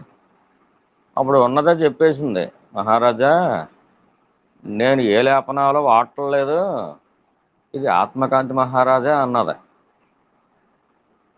ఆత్మకాంత నీకు ఆత్మజ్ఞానం వచ్చేసింది అనుకుంటున్నావు నువ్వు, చాలే జోకులు సరిపెట్టు అని చెప్పి ఏదో భోజనం చేసి బయటికి వెళ్ళిపోయాడు. ఇదేంటిడు పోన్న నిజం చెబితే ఇలా తీసి పడేసేడు ఏంటిడు, నా కాంతి ఆత్మకాంతి, నే నా నిజమైన నేనేంటో నాకు తెలిసింది, నేను నేనుగానే ఉంటున్నాను, నాకు సాధన చేసుకునే టైం ఉంది కాబట్టి చేసుకున్నాను, పొందాను, ఆ గురువు ఇచ్చిన బోధ నేను అనుసరించాను కాబట్టి సిజుకొచ్చాను నేను. పాపం ఆయనకి అందరం కూడా రాజ్యాలు పరిపాలనలో రకాల రాజకార్యాల్లో ఉండి ఆయన చేయలేకపోయాడు పాపం సాధన. నేను సాధన చేశాను కాబట్టి నేను పొందాను, కానీ ఇలా పట్టించుకుంటలేదు ఏంటి అంటే అప్పుడు కారణం దొరికింది. ఈవిడ భార్య, ఆయన భర్త. భర్త దృష్టిలో ఒకవేళ నిజంగా భర్త తెలివి తక్కువడైనా కానీ భార్యను తెలివి తక్కువది అనుకుంటాడు. ఒకవేళ భార్య కనుక తెలివైనది అయితే భర్త ఒప్పుకోలేడు. అంచేత చాలామంది భార్యలు భర్త ముందు తెలివి తక్కువ వాళ్ళ కింద నటిస్తూ ఉంటారు. ఎందుకు వాళ్ళ ఈగో హత్య చేయటం ఎందుకు, వీళ్ళు అంత మాత్రం చేత వాళ్ళ తెలివితేటలు ఏమైనా పోతాయంటే ఏం పోవు. అంటే ఆ ఎరుగుతో ఉంచుకుంటే నిలబెట్టుకుంటే ఉంటాయి. కానీ కొంతమంది నిజంగానే నటిందాం అనుకుని జీవించేస్తారా, అప్పుడు నిజంగానే కొంతకాలం తెలివితేటలు పోతాయి. మనకేం తెలివితేటలు లేవు, నేను తెలివైన దాని కాదు అని చెప్పి కొంతకాలం భర్త దగ్గర వాళ్ళు నటించి నిజంగా తెలివితేటలు పోగొట్టుకుంటారు. అది సెల్ఫ్ హిప్నాసిస్. అది వాళ్ళంతటా వాళ్ళు పోగొట్టుకుంటారు. బాగా తెలివైన ఆడపిల్లలు కూడా పెళ్ళయిన తర్వాత సంసారాల్లో పడిన తర్వాత భర్త తెలివి తక్కువడైనా కానీ ఇంకా భర్త చెప్పినట్టుగానే వింటూ కూర్చోమంటే కూర్చుంటూ నుంచోమంటే నుంచుంటూ ఒక రోబోట్లా తయారైపోయాయి. అసలు లోపల ఇంటెలిజెన్స్ ఉందా లేదా అనేది వాళ్ళే మర్చిపోతారు. మనకంటూ ఇంటెలిజెన్స్ కార్డు ఒకటి ఉంది లోపల, మెమరీ కార్డు ఒకటి ఉంది లోపల, ఇవన్నీ మర్చిపోతారు. వాటిని యూజ్ చేయకపోతే అలా తుప్పట్టేస్తాయి, పనికిరావు. ఇంకా వీడు అలా కాదు, గ్రహించింది. భర్త కాబట్టి, తన మగవాడు కాబట్టి, అందులో లోకంలో బాగా తిరుగుతున్నాడు కాబట్టి వాడుకుంటూ ఒక ఈగో ఉంటుంది, ఆ ఈగోతోటి పరిపాలిస్తున్నాడు. వాడికి ఆ డ్యూటీకి వరకు చెల్లుద్ది, కానీ మన దగ్గరికి వచ్చేసరికి వాడు నమ్మట్లేదు అని చెప్పి సైలెంట్ అయిపోయింది. తర్వాత కొంతకాలానికి ఈవిడే భర్తకు కూడా ఆత్మజ్ఞానం ఎలా రావాలో ఏంటని ప్రణాళిక వేసుకుని దాని ప్రకారం చేసింది అనుకోండి, అది వేరే విషయం.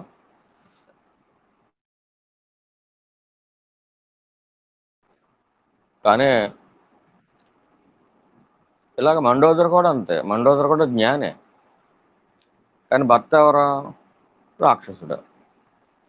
పుట్టుకరీత్యా బ్రాహ్మణుడు, కానీ ఆయన ప్రవృత్తి రీత్యా రాక్షసుడిగా మారిపోయాడు.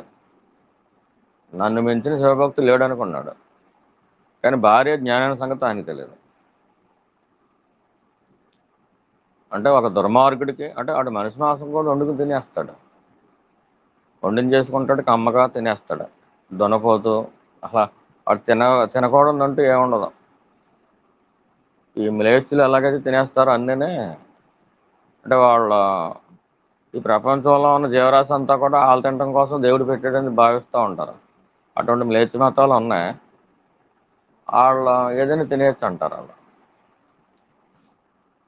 నువ్వు తినడం కోసం పెట్టాడు, దేవుడు అట్లా పుట్టించాడు అని ఆ మతాలు కూడా చెప్పేస్తాయి. అలాగా అదృష్టవశాత్తు మనం అటువంటి మతంలో లేము. మనం సంతోషం. సరే, ఆ గొడవ మనకెందుకు కానీ వాడు అన్నీ తినేసేవాడు. అలాగా రావణాసురుడు రావణాసురుడితో సంసారం అంటే మాటలు కాదు. వాడికి ఎవరో కొంచెం అందంగా కనిపిస్తే వాళ్ళని తీసుకొచ్చేసి వాడు చేసేవాడు. వాడికి ఏదో రంబ ఏదో శాపం పెట్టింది అనుకోండి, అప్పటి నుంచి ముట్టుకోవటం మానేసాడు. కానీ చెరపట్టడం మానలా. ఆ విధంగానే సీతమ్మ తీసుకెళ్ళాడు. చెరపట్టడం మానలేదు.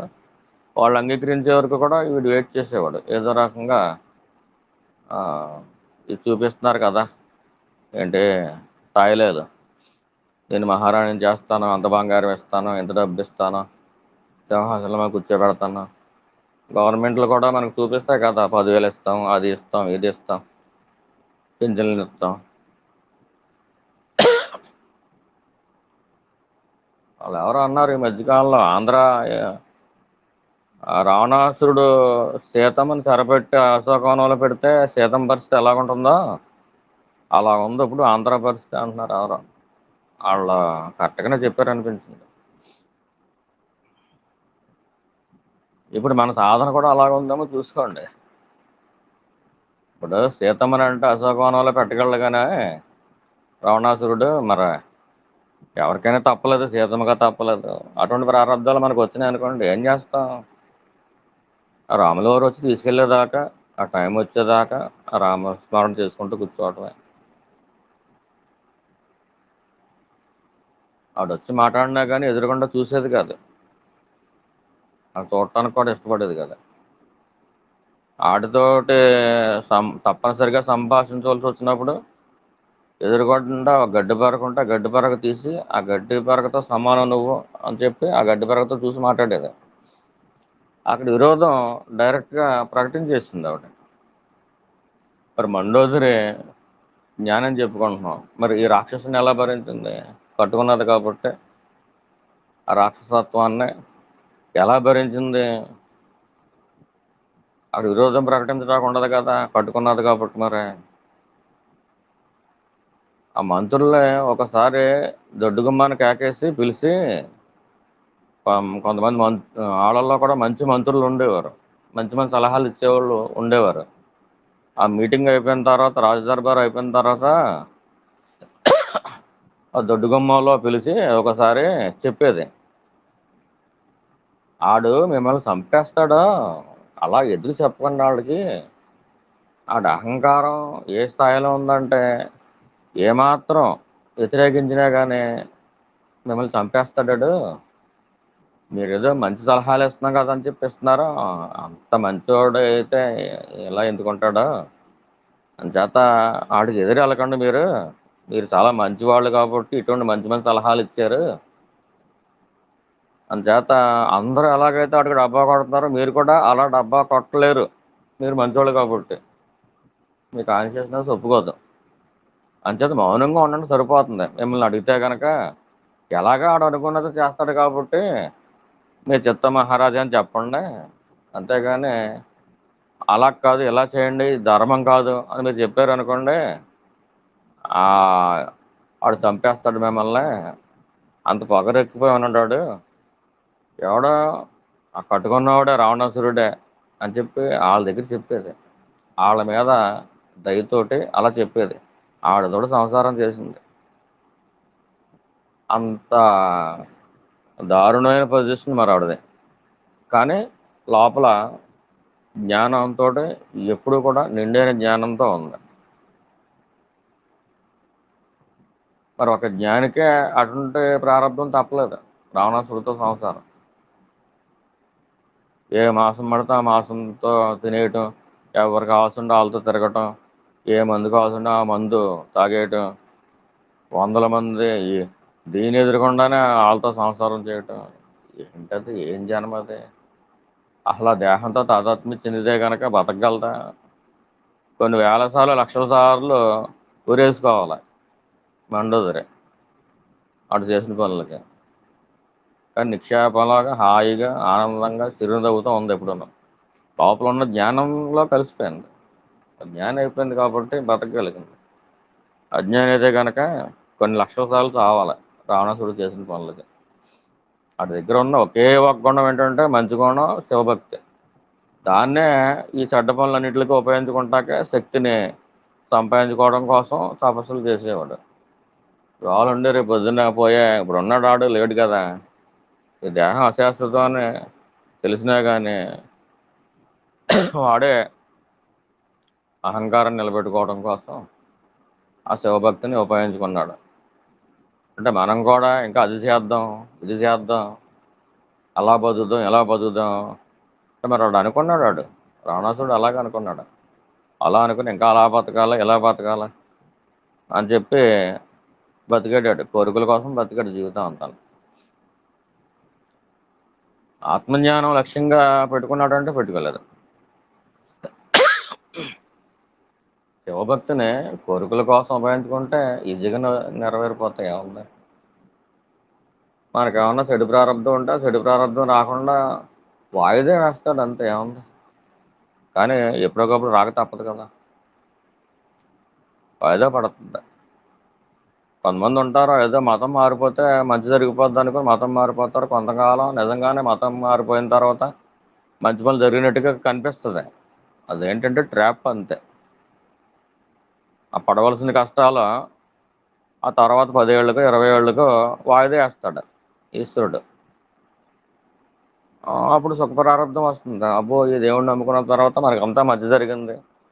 ఏంటి మంచి మంచి జరగటం అంటే ఏంటి, దేహానికి సుఖం అంతే కదా, భోగభాగ్యాలు. ఈ అహంకారాన్ని పెంచటం, దేహ బుద్ధి, ఈ పాడు బుద్ధి పెంచుకోవడం కోసం వాడు దేవుని పట్టుకున్నాడు. అది మతం, అది భక్తి అని. దేహ బుద్ధి పెంచుకునేది భక్తి ఎలాగవుతుంది? భక్తి అంటే అదని చెప్పారా పెద్దలు. స్వరూపానుసంధానం భక్తి అని శంకరాచార్యులు వారు చెప్పారు. అంతేగాని దేహబుద్ధి పెంచుకునేది భక్తి అంటే రక్తిని పెంచుకోవడం కోసం భక్తిని ఉపయోగించుకోవడం అంటే ఇదంతా రక్తి కదా. లోకంలో తిరగడం అంతా రక్తి కదా. లోకంలో ఇంకా అభివృద్ధి చెందిపోవాలనుకుంటాం, అదంతా రక్తి కదా. ఆ మంచం మీద చేసుకునేది ఒకటే రక్త. ఇదే అక్కడ దారి తీస్తుంది మొత్తం అంతా. నీకంటూ సొంత సంకల్పం ఉండనేల అసలు. అలా ఉన్నంతకాలం నీకు ఘర్షణ తప్పదు కదా. ఎందుకు పెట్టుకుంటున్నావు నువ్వు ఆ సొంత సంకల్పాన్ని? ఏదో పూర్వజన్మల్లోంచి కంటిన్యూ అవుతుంది అనుకో, ఇప్పుడు విడిచిపెట్టు పని. ఓ ఈశ్వర, నీ సంకల్పం నా సంకల్పం అనుకో. అనుకోలేవే అసలు, ఎందుకు అనుకోలేకపోతున్నావు? నీకంటూ సొంత సంకల్పం ఉంటేనే దానికి ఘర్షణ వస్తుంది, అందువల్ల తలపోటు వస్తుంది, అందువల్ల భయం వస్తుంది, అందువల్ల అనారోగ్యం వస్తుంది. అమ్మో నా జీవితం ఏమైపోతుందో అనిపిస్తుంది. ఈశ్వరుడు తెలియదా? మొత్తం అంతా రాసి పెట్టేసినాడు ఆడే కదా. నీకు మంచి వచ్చినా చెడ్డ వచ్చినా అంతా నీ కర్మ ప్రారంభ ప్రకారం బ్రహ్మదేవుడి చేత ఆయన చేసి భూమి మీద తీసుకొచ్చింది ఆడే కదా. ఈ ఒక్క జన్మలను తీసుకొచ్చాడే ఏంటి, ఎన్నో జన్మలను తీసుకొస్తున్నాడు భూమి మీదకి. ఎన్నిసార్లు భూమి మీదకి వచ్చినా కానీ బుద్ధి రావట్లేదు మనకి. మళ్ళీ భూమి మీద రాకూడదురా బాబు, రాకుండా చేసుకోవాలి. ఈ జన్మరణ చక్రంలో బయటకు వచ్చేయాలి. ఈ కుమ్మరిసారి తిరిగినట్టు చక్రం తిరిగినట్టు గిర్రమని తిరిగిపోతుంది. ఇది పుట్టడం చావడం అసలు దీనికి అంతు లేకుండా పోయింది. ఒక్కసారి దూకేయాలి బయటికి, ఈ జన్మరణ చక్రంలో బయటికి దూకేయాలి అని నీకు అనిపించట్లేదు. సత్యాన్వేషణ అంట. సత్యాన్వేషణ అసత్యాన్వేషణ కింద మారిపోతుంది నీకంటూ సొంత సంకల్పం ఉండటం వల్ల. ఈ సొంత సంకల్పం కర్తృత్వం. అదే ఎందుకు పెట్టుకోవాలా, నేను చేస్తున్నాను అని ఎందుకు అనుకోవాలి నువ్వు? కర్తృత్వం అంటే ఏంటి, నేను ఈ పని చేస్తున్నాను, నేనే చేస్తున్నాను అనుకోవటం. ఎందుకు పెట్టుకోవాలి అది?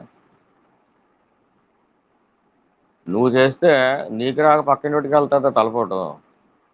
నువ్వేం చేయట్లేదు అనుకో, ఎలా వస్తుంది రిజల్ట్? నువ్వు నువ్వుగా ఉంటున్నావు, ఉండటంగా ఉంటున్నావు. అది నేనన్న తలంపు ఎక్కడుందో ఆ ఫీలింగ్ని టచ్ చేయడానికి చూస్తున్నావు.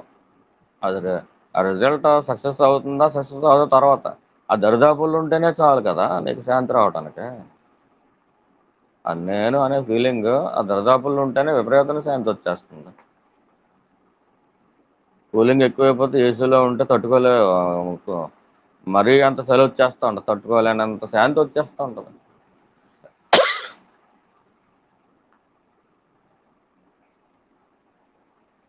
ఆ తట్టుకోలేని శాంతి వచ్చినప్పుడు మళ్ళీ బయటికి వెళ్ళి వాళ్ళకి హెల్ప్ చేద్దాం, వీళ్ళకి హెల్ప్ చేద్దాం అని చెప్పి మళ్ళీ లోకంలోకి రావటం జరుగుతుంది. లోకంలోకి బలవంతం వస్తుంది. అవసరం లేదు నీకు అది. అంటే రణం జరుగుతుంది అక్కడ. రెండు విరుద్ధ భావాలు ఉండకూడదు. అసలు రెండు ఉండకూడదు అనుకుంటే అసలు ఒకటే ఉండకూడదు. ఉన్నది ఏదో ఉంది, అదే చేసుకుంటూ ఉంటుంది. నాకు పనే ఉంది, నేనుగా ఉంటే సరిపోద్ది కదా. అవి బాబు నా మనసు పెట్టకపోతే పని అవదాం, బ్రెయిన్ పెట్టకపోతే పని అవదాం నాకు అనుకుంటే ముందుగా బాడీకి అలవాటు చేయాలి. బాడీతో ఆ పని ఈ పని చేస్తున్నప్పుడు నువ్వుగా ఉండటం, నేను ఎవరు అనే దాని దగ్గర ఉంటాం ముందు నేర్చుకోవాలి. ఈ బాడీలో సక్సెస్ అవుతాం ముందు, తర్వాత బ్రెయిన్లో సక్సెస్ అవుతావు. నీ బ్రెయిన్ ఆలోచిస్తూ ఉంటుంది కానీ నువ్వుగా ఉన్నట్టు నీకు తెలుస్తూ ఉంటుంది. అంత ప్రాక్టీస్ చేయాలి. ఇదంతా అభ్యాసం వల్ల వస్తుంది, ఊరికనే ఏం రాదు. థియరీ చదివేసి వినేసి ఊరుకుంటే రాదు, అది ప్రాక్టీస్ వల్ల వస్తుంది ఎప్పుడు కూడా. ప్రాక్టీస్ చేయకపోతే సైకిలే రాదు, ఆత్మజ్ఞానం వచ్చేస్తుందా? రైటింగ్ కూడా రాదు ప్రాక్టీస్ చేయకుండా. ఎలా వస్తుంది ఆత్మజ్ఞానం? అన్నీ తెలిసినా కానీ ఒకసారి ట్రై చేసి వండకపోతే కూర వండలేము. మనం కూర రాదు అందంగా ప్రాక్టీస్ చేయకపోతే. ప్రాక్టీస్ రావాలి, ముందు ప్రాక్టీస్లోంచి వస్తుంది. ముందుగా దానికి సులువైన మార్గం ఏంటంటే బాడీ పని చేస్తూ ఉంటుంది, పెద్దగా బ్రెయిన్ని మనసును ఉపయోగించుకోక్కర్లేదు. అటువంటి చిన్న చిన్న పనులు చేస్తున్నప్పుడు ఆ నేను దగ్గర ఉంటాం నేర్చుకో ముందు. కొంతకాలం అలా చేయగా సక్సెస్ అవుతాం. బాడీ ఏ పని చేస్తున్నా కానీ బాడీ చేసుకుంటుంది కానీ నేనుగానే ఉంటున్నాను, కనీసం ఆ నేను అనే ఫీలింగ్ దగ్గర ఉండగలుగుతున్నాను. ముందు దాంట్లో సక్సెస్ అవుతాం. అప్పుడు ఆ ఫస్ట్ క్లాస్ పాస్ అయినట్టు. తర్వాత ఏంటి? Brain work. ఈ మ్యాథమెటిక్స్, రీజనింగ్, తర్కం మొత్తం వీటిల్లో అవసరం, బ్రెయిన్తో ఉపయోగించాలి. ఆ బ్రెయిన్తో ఉన్నప్పుడు కూడా ఈ బాడీ దగ్గర ఎప్పుడైతే పాస్ అవుతావో ఆ పని ఈ పని చేసుకుంటూ నేను దగ్గర ఉండగలగటం ఎప్పుడైతే వచ్చేసిందో నీకు, నెమ్మదిగా బ్రెయిన్తో వర్క్ చేసినప్పుడు కూడా ఆ నేను దగ్గర ఉండటం అనేది వచ్చేస్తుంది. కానీ ముందు ఇది రాకుండా అది రాదు. ఫస్ట్ క్లాస్ రాకుండా సెకండ్ క్లాస్లోకి వెళ్ళలేరు. ఇంకేదంటే బాడీ నువ్వు కాదు.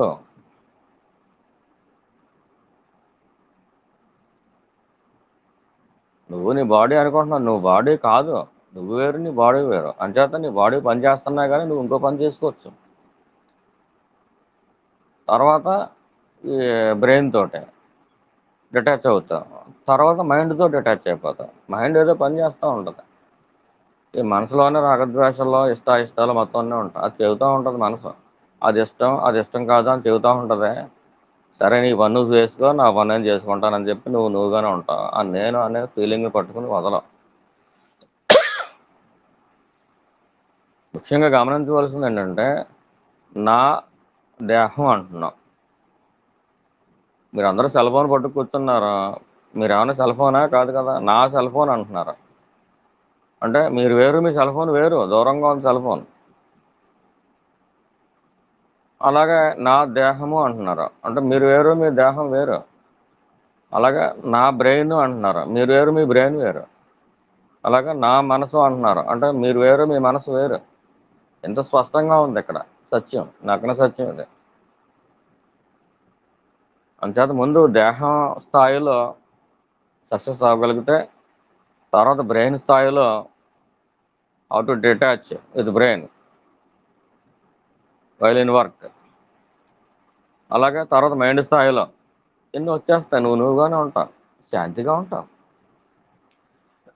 నీ నిజమైన స్వరూపం శాంతిగా ఉంది, పరమశాంతితో ఉంది. ఆల్వేస్ పీస్ఫుల్గా ఉంటావు, హాయిగా ఉంటావు.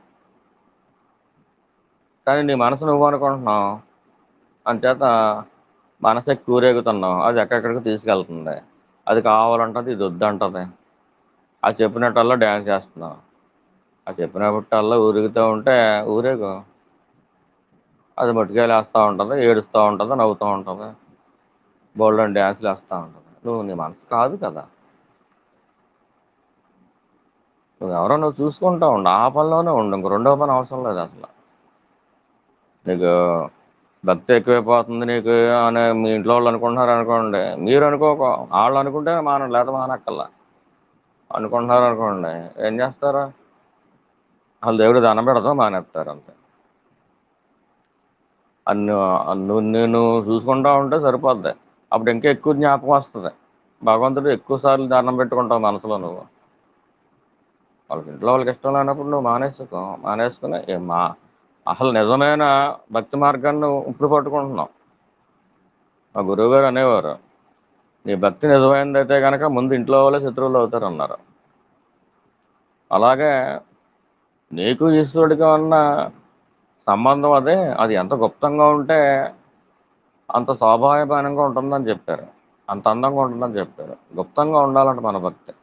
ఇప్పుడు ఇంట్లో వాళ్ళు అందరికీ తెలిసిపోయింది అనుకోండి, మీరు దాచుకోక్కర్లేదు, మీరు భక్తిహీనులుగా వాళ్ళందరి ముందు ఉండక్కర్లా.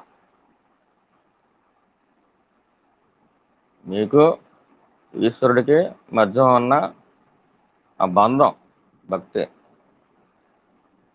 అది ఎంత గుప్తంగా ఉంటే అంత అందంగా ఉంటుందని చెప్పారు. మరి ఆయన అనుభవంలో ఉన్నది అది చెప్పారు, ఆయనకి అటువంటివి వచ్చి ఉంటాయి.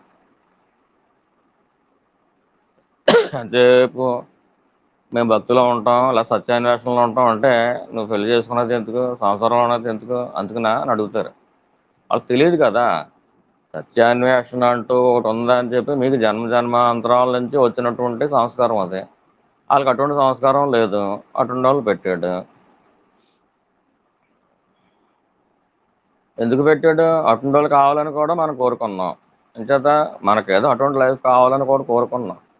సత్యాన్వేషణ అనేది ఉంది, ఆ కోరిక ఉంది. అలాగే బలీయంగా ఉన్నా కానీ భగవంతుడా నాకు మంచి జీవితాన్ని ఇయ్యి అని కూడా కోరుకున్నాం. ఆ సంసారం అలాగ ఉండాలి, ఇలాగ ఉండాలని కోరుకున్నాం.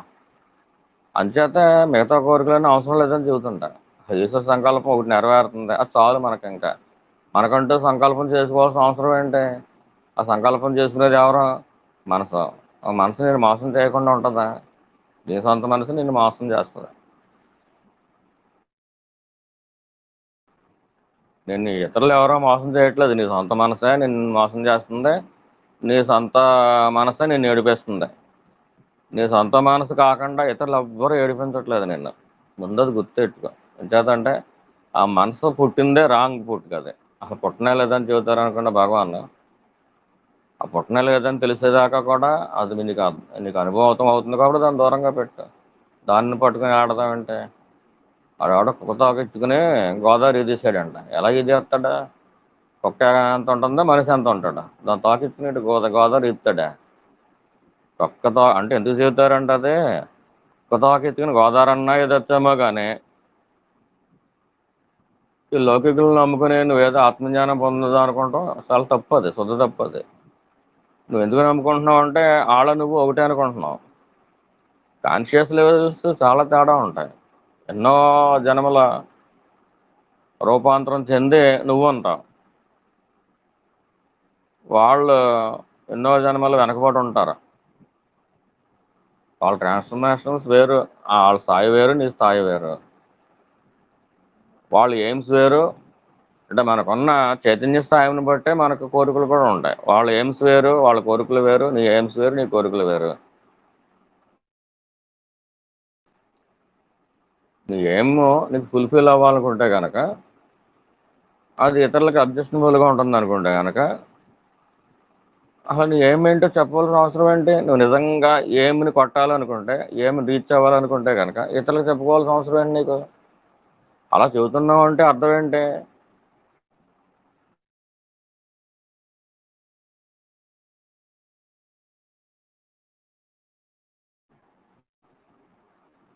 వినిపిస్తుంది. వాయిస్ కట్ అవుతుందండి కొంచెం. ఇప్పుడు ఒక్కసారి కట్ అయింది కదండి, ఇంతకుముందు కట్ అవ్వలేదు కదా. ఒకసారి అయిందండి, ఇప్పుడు దాకా బాగా వచ్చిందండి. మేము ఏదో చెప్పుకుంటూ పోతున్నాం, మీకు ఏమైనా డౌట్లు ఉంటే అడగండి. 3 అయిందా? గంట అయింది ఇప్పుడు చదువు. నాకు చిన్న డౌట్ అండి. మీకే డౌట్ అండి? ఆయ్. చెప్పండి, అడగండి. అది తెలుస్తుందండి, కానీ అంటే ఇది అంతా లేదు ఉట్టిదని తెలిసినా కూడా ఎక్కువ వేగం దాని మీదకే వెళ్ళిపోతుందండి, మనసు మీదకే వెళ్ళిపోతుంది. ఏదొచ్చినా తలంపులు వచ్చినా వేగం మనసు మీదకి ఎక్కువ వెళ్ళిపోతుందండి. మళ్ళీ కొట్టుకున్నా నేనెవరు, అది నేను, ఇది అంతా లేదు అనుకున్నా మనసు ఏం చేస్తుందంటే వేగము ఎక్కువ ఎక్కువ అటే వెళ్ళిపోతుంది. నిలబెట్టినంతసేపు ఇప్పుడు నిన్నంతా ఏమనిపించిందంటే, కుంతీదేవి అడిగింది కష్టాలు, నిన్ను ఆత్మను గుర్తుంచుకుంటామనని. నాకు అదే ఇవ్వి, ఇంక నిన్నంతా గుర్తుంచుకోవాలంటే నాకు కష్టం ఇస్తేనే నీవు ప్రతి క్షణం నాకు గుర్తుంటావు అన్నదైతే వచ్చిందండి. చాలండి బాబు, మీరు కష్టాలు కోరుకోకండి బాబు. మీరు మళ్ళీ లీడర్గా ఉన్నారు, లీడర్గా తల్లబడిపోతే అలాగే ఇప్పుడు మాకు. ఇప్పుడు కష్టం ఈ కాదండి, పని అంటే జరిగే పని ఈ తలంపులు అంటే మాకు ఈ తలంపులే కష్టం అనిపిస్తుంది కదండి, అదండి. అంటే దానికి సొల్యూషన్ నేను చెబుతాను. మీరు దయచేసి కష్టాలు ఏమైనా కోరుకోకండి. ఇచ్చేస్తే మాకు ఈ పనులన్నీ ఎవరు చేసి పెడతారా? కష్టం అంటే కష్టం దేహానికి కాదండి, అదే మనసు. అంటే వాళ్ళ ఏదో ఒకటి వస్తా ఉంటాయి కదండి, వాటి మీద ఎక్కువ వెళ్ళిపోతుంది కదా. దానికి నిన్ను కారణం చెబుతాను, పక్కన వినండి. పెడుతున్నాను. ఇప్పుడు మేమే ఉన్నామండి, మాకు నీసు తింటే పట్టలేదు. ఎప్పుడో 20 ఏళ్ళ క్రితం చెప్పారు గురువు గారు, ఏమంటే మీకు నీసు తినద్దు పడదు అన్నారా. కానీ స్లోగా మానండి అన్నారు. ఇదే చాలు కదా నాకు. స్లోగా మానండి అంటే తర్వాత నెమ్మదిగా మాందోళ అని చెప్పి ఇప్పుడు శరీరానికి అనారోగ్యం వచ్చేస్తుంది. జస్ట్ ఆ వాసన కూడా కట్టట్లేదు. అయినా కానీ తినాలని అనిపించట్లేదు మాకు. ఖచ్చితంగా అనిపిస్తుంది. అందరూ తింటున్నారా, మనకు తింటా లేకుండా పోయిందేంటి అని అనిపిస్తుంది. ఎందువల్ల అనిపిస్తుంది అంటారు అలాగా? దీనికి సమాధానం చెప్పండి. పాండే గారు మీరు చెప్పండి. మాకు నీసు తిందామని ఎందువల్ల అనిపిస్తుంది?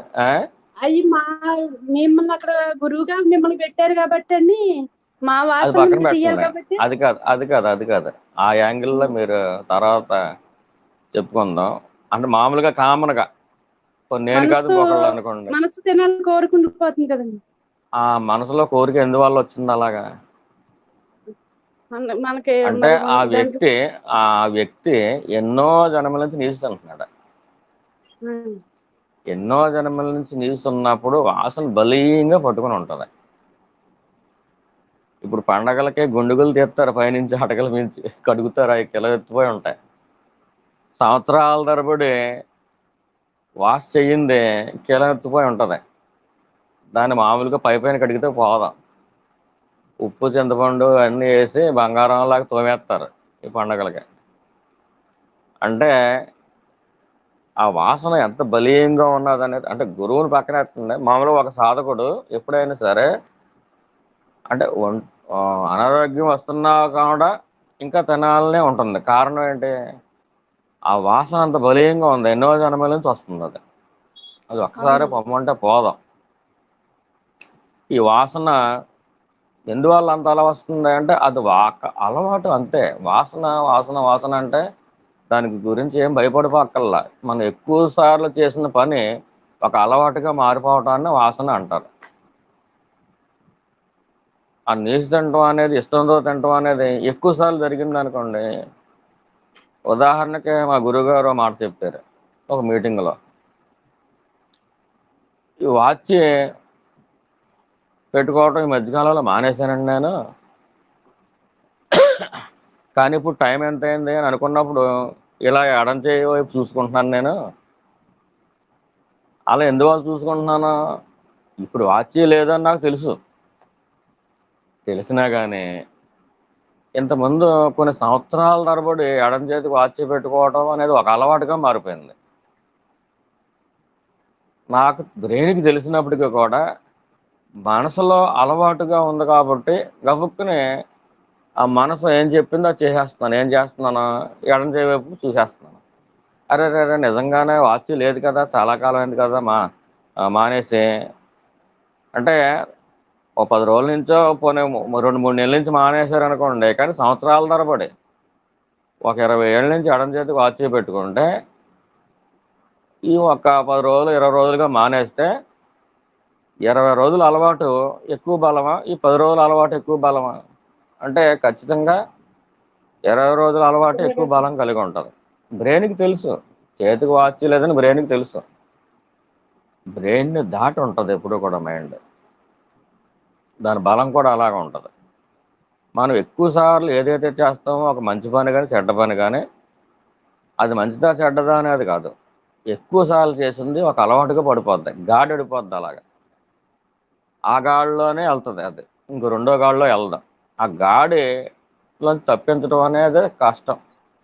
మనసులో ఉన్న అలవాటుని తప్పించుకోవటమే అన్నిటికంటే కష్టం. ఈ వాసన వాసన అంటూ ఉంటారు, వాసన అంటే జడుస్తూ ఉంటారు జనాలు. ఈ వాసన అంటే ఏం లేదు, ఎక్కువ కాలం ఎన్నో జన్మల పాటు నీసున్న దాని మీదట ఆ వ్యక్తికి మళ్ళీ నీసు మీదకి వెళ్తుంది. దీనికి బుద్ధుడు ఇంకొక ఉదాహరణ ఇచ్చాడు. ఏంటి, ఒక పాము కప్పను మింగుతుంది. కప్ప నోట్లోకి 3 వంతులు వెళ్ళిపోయింది. కప్ప పాము నోట్లోకి 3 వంతులు వెళ్ళిపోయింది.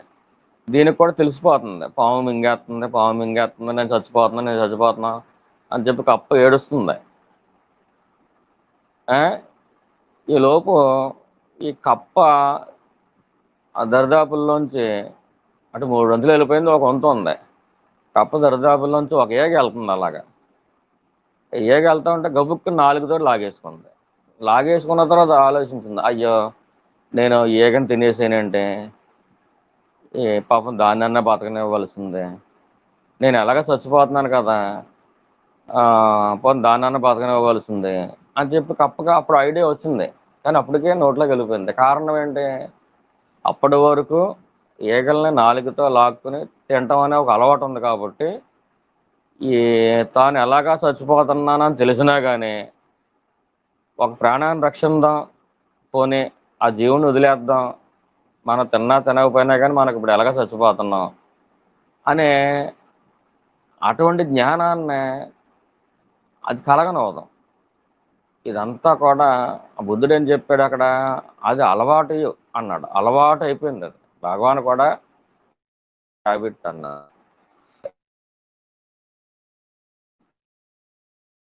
ఆ నేను తక్కువ అలవాటు, ఈ లోకంలోకి వెళ్ళిపోవటం, మనసులోకి వెళ్ళిపోవటం, బ్రెయిన్లోకి వెళ్ళిపోవటం అనేది ఎక్కువ అలవాటు అయితే కనుక మనం ఎంత నిలబెడదాం అనుకున్నా కానీ అది వెళ్ళిపోతూనే ఉంటుంది. ఏ రోజు వరకు వెళ్తుంది, మన అలవాటు యొక్క వేగం పెరగాల. ఈ బయటికి వెళ్ళే అలవాటు కంటే కూడా లోపలికి వెళ్ళే అలవాటు పెరగాలి. అంటే అభ్యాసం నిరంతరం చెయ్యాలి. చేయగా ఆ పాత అలవాటుని ఈ కొత్త అలవాటు డామినేట్ చేసేంత స్థాయిలో మనం చేయగలిగితే సాధన, ఖచ్చితంగా అది నేను దగ్గరే ఉంటుంది. అంతేగాని మనం ఎలాగ ఉండలేదు, ఇంకా కుంతీదేవిలాగా ఏదో కోరుకుందాం, కష్టాలేమని కోరుకుందాం. మీరు కష్టాలు పాలైపోతే మరి సత్సంగం ఎవరు నడిపిస్తారా? కష్టంలో కదండి, అందుకే అది కోరుకుందేమో అని అనిపించిందండి. అంటే అనిపిస్తుంది నిరంతరం నీ అనిపిస్తుంది స్నానంలో ఉండిపోతే ఈ కష్టం కూడా అనిపించదు కదా, ఆవిడ అందుకే అలా కోరుకుందేమో. ఆ, మాకు కూడా నేను అలా ఈ అనిపించే మేము కూడా ఎన్ని అడిగేసేవాడి అలజడులు మేము కూడా కుంతిదేవికి ఇన్ని కష్టాలు ఇచ్చేవా అన్నీ ఇచ్చేనా కానీ కూడా అడిగేసాను ఒకప్పుడు.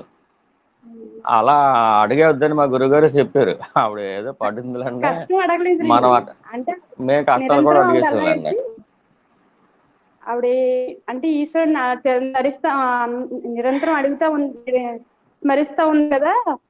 ఆ, ఆవిడ కష్టం అడగటం వల్ల ఆవిడ అడుగుతా ఉంది కదా అని అనిపించింది. కృష్ణ పరమాత్మనే అడిగినా కానీ ఆయన ఏమి ఇవ్వలేదులేండి. కష్టాలు అడిగే భక్తులు చూస్తే ఈశ్వరుడికి ఇంకా ఇష్టమైపోయి ఉన్న కష్టాలు కూడా తీసేస్తాడు. కానీ కష్టం ఉంటేనే కానీ మనం లైన్ అవ్వం ఒక్కోసారి. అసలు కష్టమే మనకు నిజమైన మిత్రుడు అని తెలిసే రోజు వస్తుంది. ఎంచేతంటే మనం ఎవరో మనం తెలుసుకోవటానికి భూమి మీదకి ఎందుకు వచ్చాము, ఈ బంధాల్లో ఎలా పడ్డాం, అసలు ఏ ట్రాప్లో పడ్డాం మనం అనేది కష్టాలు వచ్చినప్పుడే మనకి ఆలోచన వస్తుంది. అప్పుడు దాకా రాదు. మనకు బాగున్నంత కాలం భలే ఉంది అనిపిస్తుంది. ఈ లోకంలో ఎన్ని అందాలు ఉన్నాయి, ఎంత బాగుంది, ఐశ్వర్యం ఎంత బాగుంది, కార్లు ఎంత బాగున్నాయి.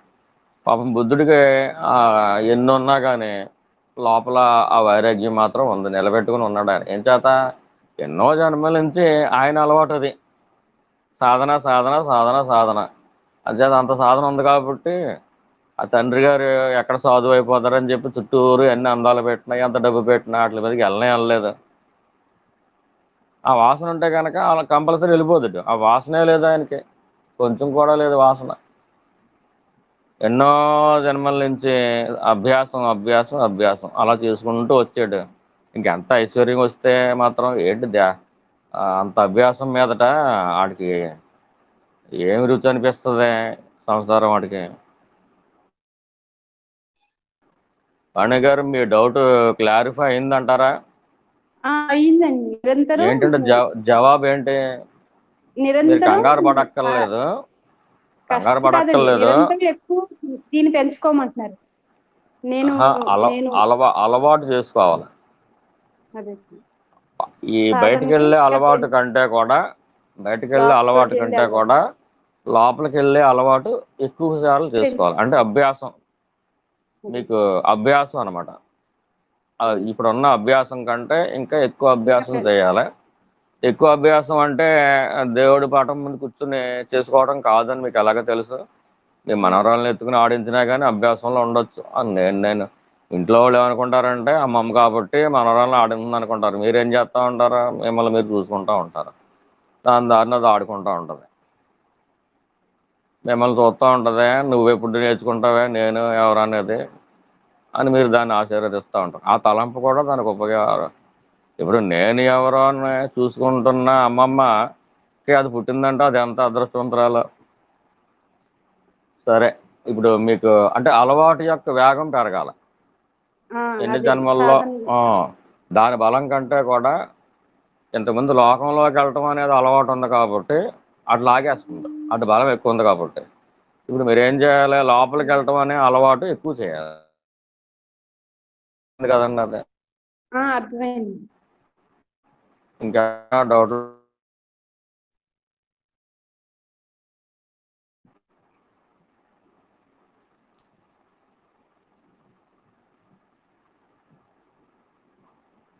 డౌట్లు ఏమి లేకపోతే కనుక ముగించేస్తాం.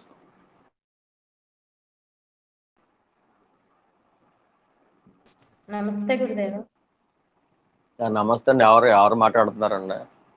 సుభద్రనండి. సుభద్రమ్మ గారు ఎలాగున్నారు? మీరు ఆరోగ్యం బాగుందండి? బాగుందండి. చాలా సంతోషం అండి. చెప్పండి అమ్మా, మీ డౌట్ ఏంటి? నాకు కూడా వాడికిలాగే అలా బయటకు వెళ్తుంది కదండి, మరి జప మార్గంలో ఏం చేయాలండి? బయటికి వెళ్తున్నప్పుడు ఎన్నిసార్లు బయటికి వెళ్తే అన్నిసార్లు మీరు లోపలికి లాక్కు రావటమే. మీకు ఏది ఇష్టమైతే చేసుకోవటమే. జపం ఇష్టమైతే జపం చేసుకుని హృదయంలో నిలబెట్టుకుంటే తలపోటేం రాదు. ఇంచేదంటే ఇంట్లో వాళ్ళకి భక్తి ఎక్కువైపోతుంది.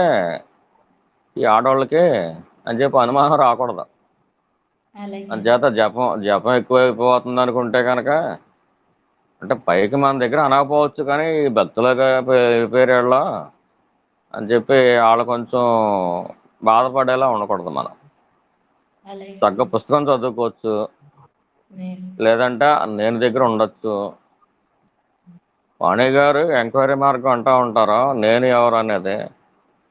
మీకు నేననేది ఆ దరిదాపుల్లోకి వెళ్ళటం వస్తూ ఉంటే అది విచారణ మార్గం కాకుండా పోదు, దాంట్లోనే ఇంకో రకం అంతది. ఆ నేను దగ్గర ఉండగలిగితే వేరు, హృదయం దగ్గర ఉండగలగటం వేరు కాదు. ఏ తలంపు లేకుండా హృదయంలో అలా నిశ్చలంగా ఉండగలుగుతున్నారు అనుకోండి, సరిపోద్ది.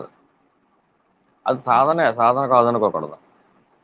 ఏ అలాగే. తలంపు ఉండకుండా మీరు హృదయం మీద నిలబెట్టారనుకోండి, ఏ తలంపు రావట్లేదు అనుకోండి, హాయిగా ఉంటుంది అనుకోండి, హాయిగా ఉండండి. ఆ పని ఈ పని చేసుకుంటున్నప్పుడు కూడా అలాగే ఉండండి, హాయిగానే ఉండండి. విచారణ పద్ధతిలోనే అది ఇంకొక రకం, మీది విచారణ మార్గం కాదనుకోవద్దు. ఆ హృదయం మీద నిలబెట్టడమే ఆ నేను చూసుకోవటం, రెండు ఒకటే రిజల్ట్ ఇస్తుంది. అలవాటు నమస్తే తండ్రి. అనేది ఎక్కువ చేసుకోవాలంతే. నమస్తే అండి, ఎవరండి అమ్మా? నేను లక్ష్మి గారు. లక్ష్మి గారు, నమస్కారం అండి, ఎలాగున్నారా? నమస్తే తండ్రి. ఆ, ఆ మధ్య త- 3 రోజులు రోజు కూడా గడికోసారి మనసు ఖాళీ, నీ మనసు ఖాళీ, నీ మనసు ఖాళీ అంటా ఉండేదండి. ఏంటి ఇలా అంటుంది అనిపించేదండి. ఆ, ఆ. 3 రోజులు అలా ఉందండి. నువ్వు ఖాళీగా ఉందని అంటున్నావు, చేసుకునేసరికి ఏడిపోతావు, చేసుకునేవు, ఎందుకు ఇలా ఏడిపోతున్నావు అని అనుకునేదాన్ని అండి. ఎవరినండి, ఎవరు ఏడిపిస్తారా? కాదు, నా మనసు అలాగే ఏడిపింటానండి. ఓహో, అలాగండి. ఆ, అలా ఆ, అనుకునేదాన్ని. ఇలా ఆ, అంటున్నావు, ఖాళీ ఖాళీ అంటున్నావు, చేసుకునేసరికి చేసుకునేవు, ఎందుకు ఇలా ఎటు కాకుండా చేసేస్తున్నావు, నన్ను జ్ఞానం ఉమ్, మనసు నిలవనివ్వు, స్మరణ చేయనివ్వు, ఎందుకు నీ ఏం పాపం చేసుకున్నా అనుకునేదానండి నేను. ఉమ్, అలా ఉమ్. 3 రోజులు ఉందండి. మన 4వ రోజు నుంచి కూడా ఏం మామూలు అయిపోయిందండి. ఏంటి మరి ఇలా వచ్చింది అని చెప్పేసి అప్పటి నుంచి అందాం అనుకుంటానండి. మళ్ళీ అలాగండి. చెప్పడానికి ఏం చెప్పుకోలేదండి. మనసు ఖాళీ అని సూచనలు వస్తున్నాయండి అయితే. అలా 3 మనసు సార్లు ఖాళీగానే. వచ్చిందండి. 3 రోజులు అదేలేండి. వచ్చిందండి అలాగా. ఆ, అనిపించింది.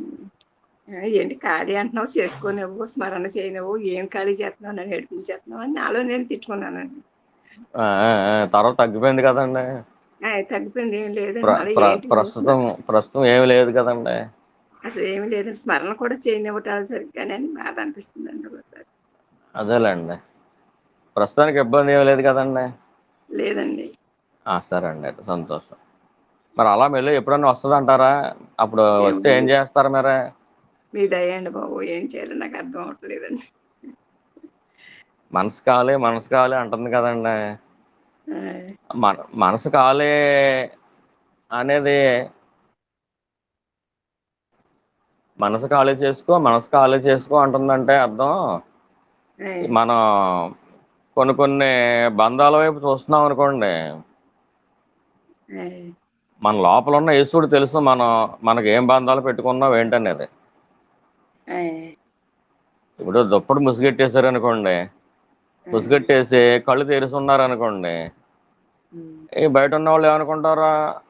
మీరు కళ్ళు తెరిచారు అనుకోరు, దుప్పటి ముసుగెట్టేస్తే కళ్ళు మూసుకు పడుకున్నారు అనుకుంటారు. ఆ, బయట ఉన్న వాళ్ళకి మీరు కళ్ళు తెరిచినట్టు తెలియదు, కానీ లోపల ఉన్నవాడు తెలుస్తుంది ఏంటి, కళ్ళు తెరిచే ఉంచారు ఇంకా నిద్ర అవట్లేదని. ఆ, అలాగా కొన్ని కొన్ని బంధాలు ఉంటాయి కదండి. ఆ, ఇం-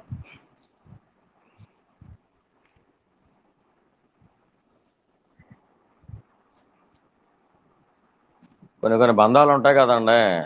ఆ, ఆ బంధాలని మనం వదిలేసాం అనుకుంటాం, ఆ. మన ఈశ్వరుడికి అప్పచెప్పాలి, అప్పచెప్పేసి అప్పుడు వదిలేయాలి. అదేనండి, అప్పచెప్ శరణాగతి అంటారు. శరణాగతి అంటే ఏం చేయాలి అని అది కూడా కొంచెం పీక్కుంటానండి. అదేనండి, శరణాగతి అంటారు తండ్రి అనుకుంటానండి అంటే ఈశ్వరుడు ఏది చేసినా ఆయనే చేస్తున్నాడా అని అనుకోవాలండి. అంతే అండి. మనం సరే. ఏం అనుకోవద్దు, ఆ, ఏది ఎలా జరుగుతుందో అలాగే జరుగుతుంది. మన ఆ, పని ఏంటి, సాధన చేసుకోవడం అంతే. ఆ, అది అలా అలాగే. జరగలేదు, ఇది ఎలా జరగలేదు అని చెప్పి అసలు అనుకోవద్దు. అదేనండి. అలా అనుకుంటే మాత్రం అప్పుడు భగవాన్ వచ్చి చెబుతాడు, ముందు మనసు ఖాళీ చేసుకో, మనసు ఖాళీ చేసుకో అని చెబుతాడు. అలాగేనమ్మా. అది భగవాన్ మీ మీద ఎంతో అనుగ్రహంతో చెప్తున్న మాట అది. మనసు ఖాళీ చేసుకో, మనసు ఖాళీ చేసుకో, ఇంకా ఏళ్ళ మనసులో ఉన్నారో. ఆ, ఇప్పుడు ఎవరి పెళ్ళి ఎప్పుడు అవ్వాలో అప్పుడు అవుతుంది, ఎవరికి ఉద్యోగం ఎప్పుడు రావాలో అప్పుడు వస్తుంది. అవన్నీ మనం పెట్టుకోక్కర్లేదు. మీరు పెట్టుకున్నారని చెప్పి అంటలేదు. కానీ మనసులో ఎక్కడో ఆ లోపల ఉంటే కనుక అప్పుడు ఈశ్వరుడు ఒకసారి అలా కూడా చెబుతాడు, మనసు ఖాళీ చేసేసుకో, మనసు ఖాళీ చేసేసుకో, ఇంకా వాళ్ళని కూడా తీసే లోపల నుంచి నీకు సాధన పెంచుకో, నువ్వు మనసు ఖాళీ చేసేసుకో అని మంచిగా చెబుతాడు. మనసు ఖాళీ చేసుకో అని చెప్పి మనసు చెప్పట్లేదు. మనసు ఎందుకు చెబుతుందండి? చెప్పదండి, ఆత్మే చెప్పదు కదా. దాన్ని ఖాళీ చేసుకోమని నాకు చెబుతుందా? చెప్పదు కదా. అదే భగవాన్ అనుగ్రహం. అది మనసు ఖాళీ చేసుకో, మనసు ఖాళీ చేసుకొని భగవాన్ అనుగ్రహం. 3 రోజుల పాటు భగవాన్ మిమ్మల్ని పట్టుకున్నాడు.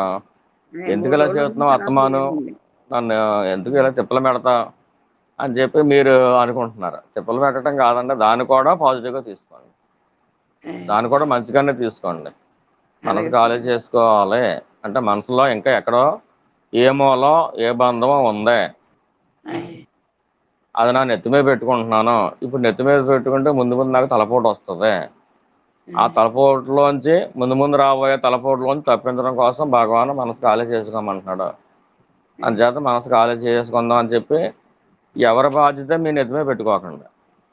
స్వామి, మీ సాధన మీరు చేసుకోండి. మీకు ఎలాగా ఇంట్లో పనులు ఉంటాయి కదా, ఆ పనులు చేస్తే సరిపోతాయి. అలాగే స్వామి. నమస్తే తండ్రి. అర్థమైందండి అమ్మా? నమస్తే అండి.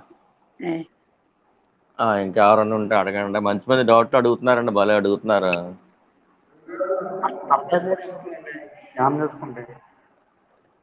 గురువు గారు ఏంటంటే అంటున్నారా?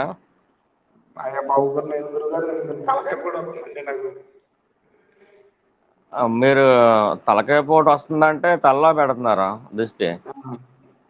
హృదయంలో పెట్టట్లేదు మీరు. హృదయంలో పెడితే రాదు తలపోటు. అంటే మీరు పొద్దున్నుంచి సాయంత్రం దాకా తలలో ఉండి సాధన చేసుకున్నప్పుడు మాత్రం హృదయంలో పెడదాం అనుకుంటే అది కూడా కష్టమే. పొద్దున్నే సాయంత్రం వరకు తలలో ఉంటున్నారు అనుకోండి, అంటే బ్రెయిన్ తోటే ఆలోచించి ఇంకా రకరకాల తలంపులు, అదేలాగా ఇదేలాగా, అదేం చేద్దాం ఇదేం చేద్దాం అని మీరు ఇప్పుడు దాకా వచ్చింది అదే సబ్జెక్టు. ఫస్ట్లో గంట సేపు వచ్చింది. నీకంటూ సొంత సంకల్పాలు అవసరమా అసలా? అంటే మీకన్నా నాకు తెలియదు, అది మీకు పూర్తిగా వర్తిస్తుందని అర్థం అవుతుంది. ఇప్పుడు ఎవరైతే ఉదయం లేచింది మొదలు పడుకునేదాకా కూడా సొంత సంకల్పాలు పెట్టుకుంటున్నారో వాళ్ళకే ముందు బుర్ర హీట్ ఎక్కిపోయి రకరకాల అనారోగ్యాలు వచ్చేస్తాయి. అలా వద్దు. మీరు అంటూ సొంత సంకల్పాన్ని విడనాడండి. ఈశ్వర సంకల్పమే నా సంకల్పం అనుకుని అది అన్నం పెట్టుకుని హాయిగా సాధన చేసుకోండి. అంతేగాని పొద్దున్న లేచింది మొదలు పడుకునేదాకా కూడా ఆ బ్రెయిన్కి అసలు ఖాళీ ఉండొద్దు. అసలు 24 గంటల తలంపులేనా? ఒక తలంపు అయ్యేలోపు ఇంకో తలంపు, ఇంకా వీళ్ళు ఉండగా మళ్ళీ ఇంకో తలంపు.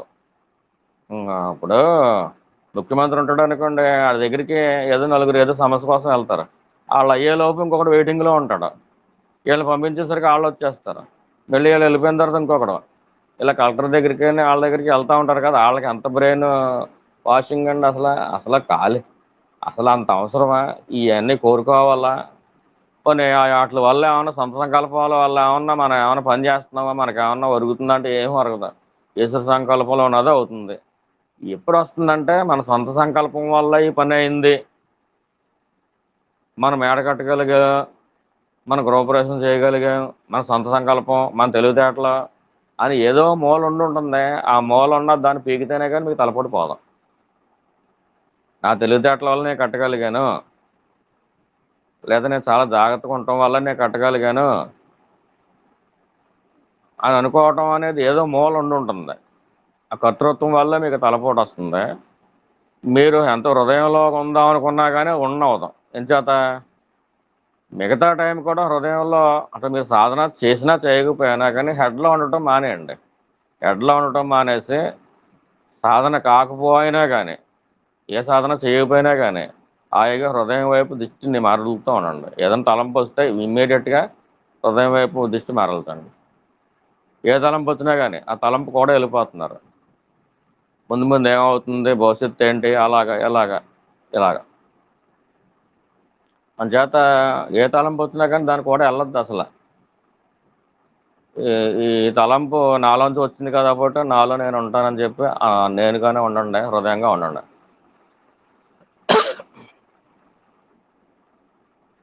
అర్థమైందండి? హలో,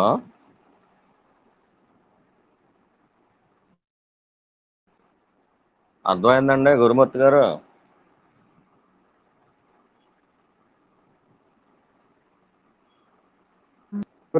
అలా అర్థమైందండి సరే, సార్. సరిపోద్దండి ఆ అర్థమైంది సమాధానం. అర్థమైంది కదండి, సంతోషం. ఇంకెవరైనా ఉన్నారండి?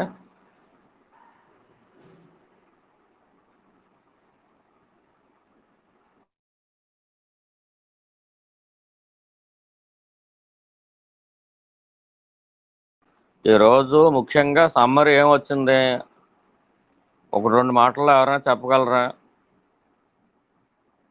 సారాంశం ఏంటనేది 1-2 మాటల్లో చెప్పగలరా? ఎవరైనా సరే చెప్పండి. మీకేం అర్థమైంది ఒకే ఒక మాటలో చెప్పండి. ఆ మాట అయితే బాగా జ్ఞాపకం పెట్టుకోగలం. అందుకనే ఇదంతా ఈశ్వర సంకల్పంలో జరిగింది అని నేను ముందుగా అది గుర్తించుకోవాలి. ఇంకో మాటలో చెప్పాలంటే అదే సొంత సంకల్పాలు ఉండకూడదు. మనకంటూ ఏ సంకల్పం లేకుండా అంతా ప్రతి జరిగేదంతా ఇంకా ఈశ్వర సంకల్పం అని. సొంత సంకల్పం అంటూ లేకపోతే అప్పుడు ఈశ్వర సంకల్పమే జరుగుతుంది. మనకే తలపోటు ఉండదు.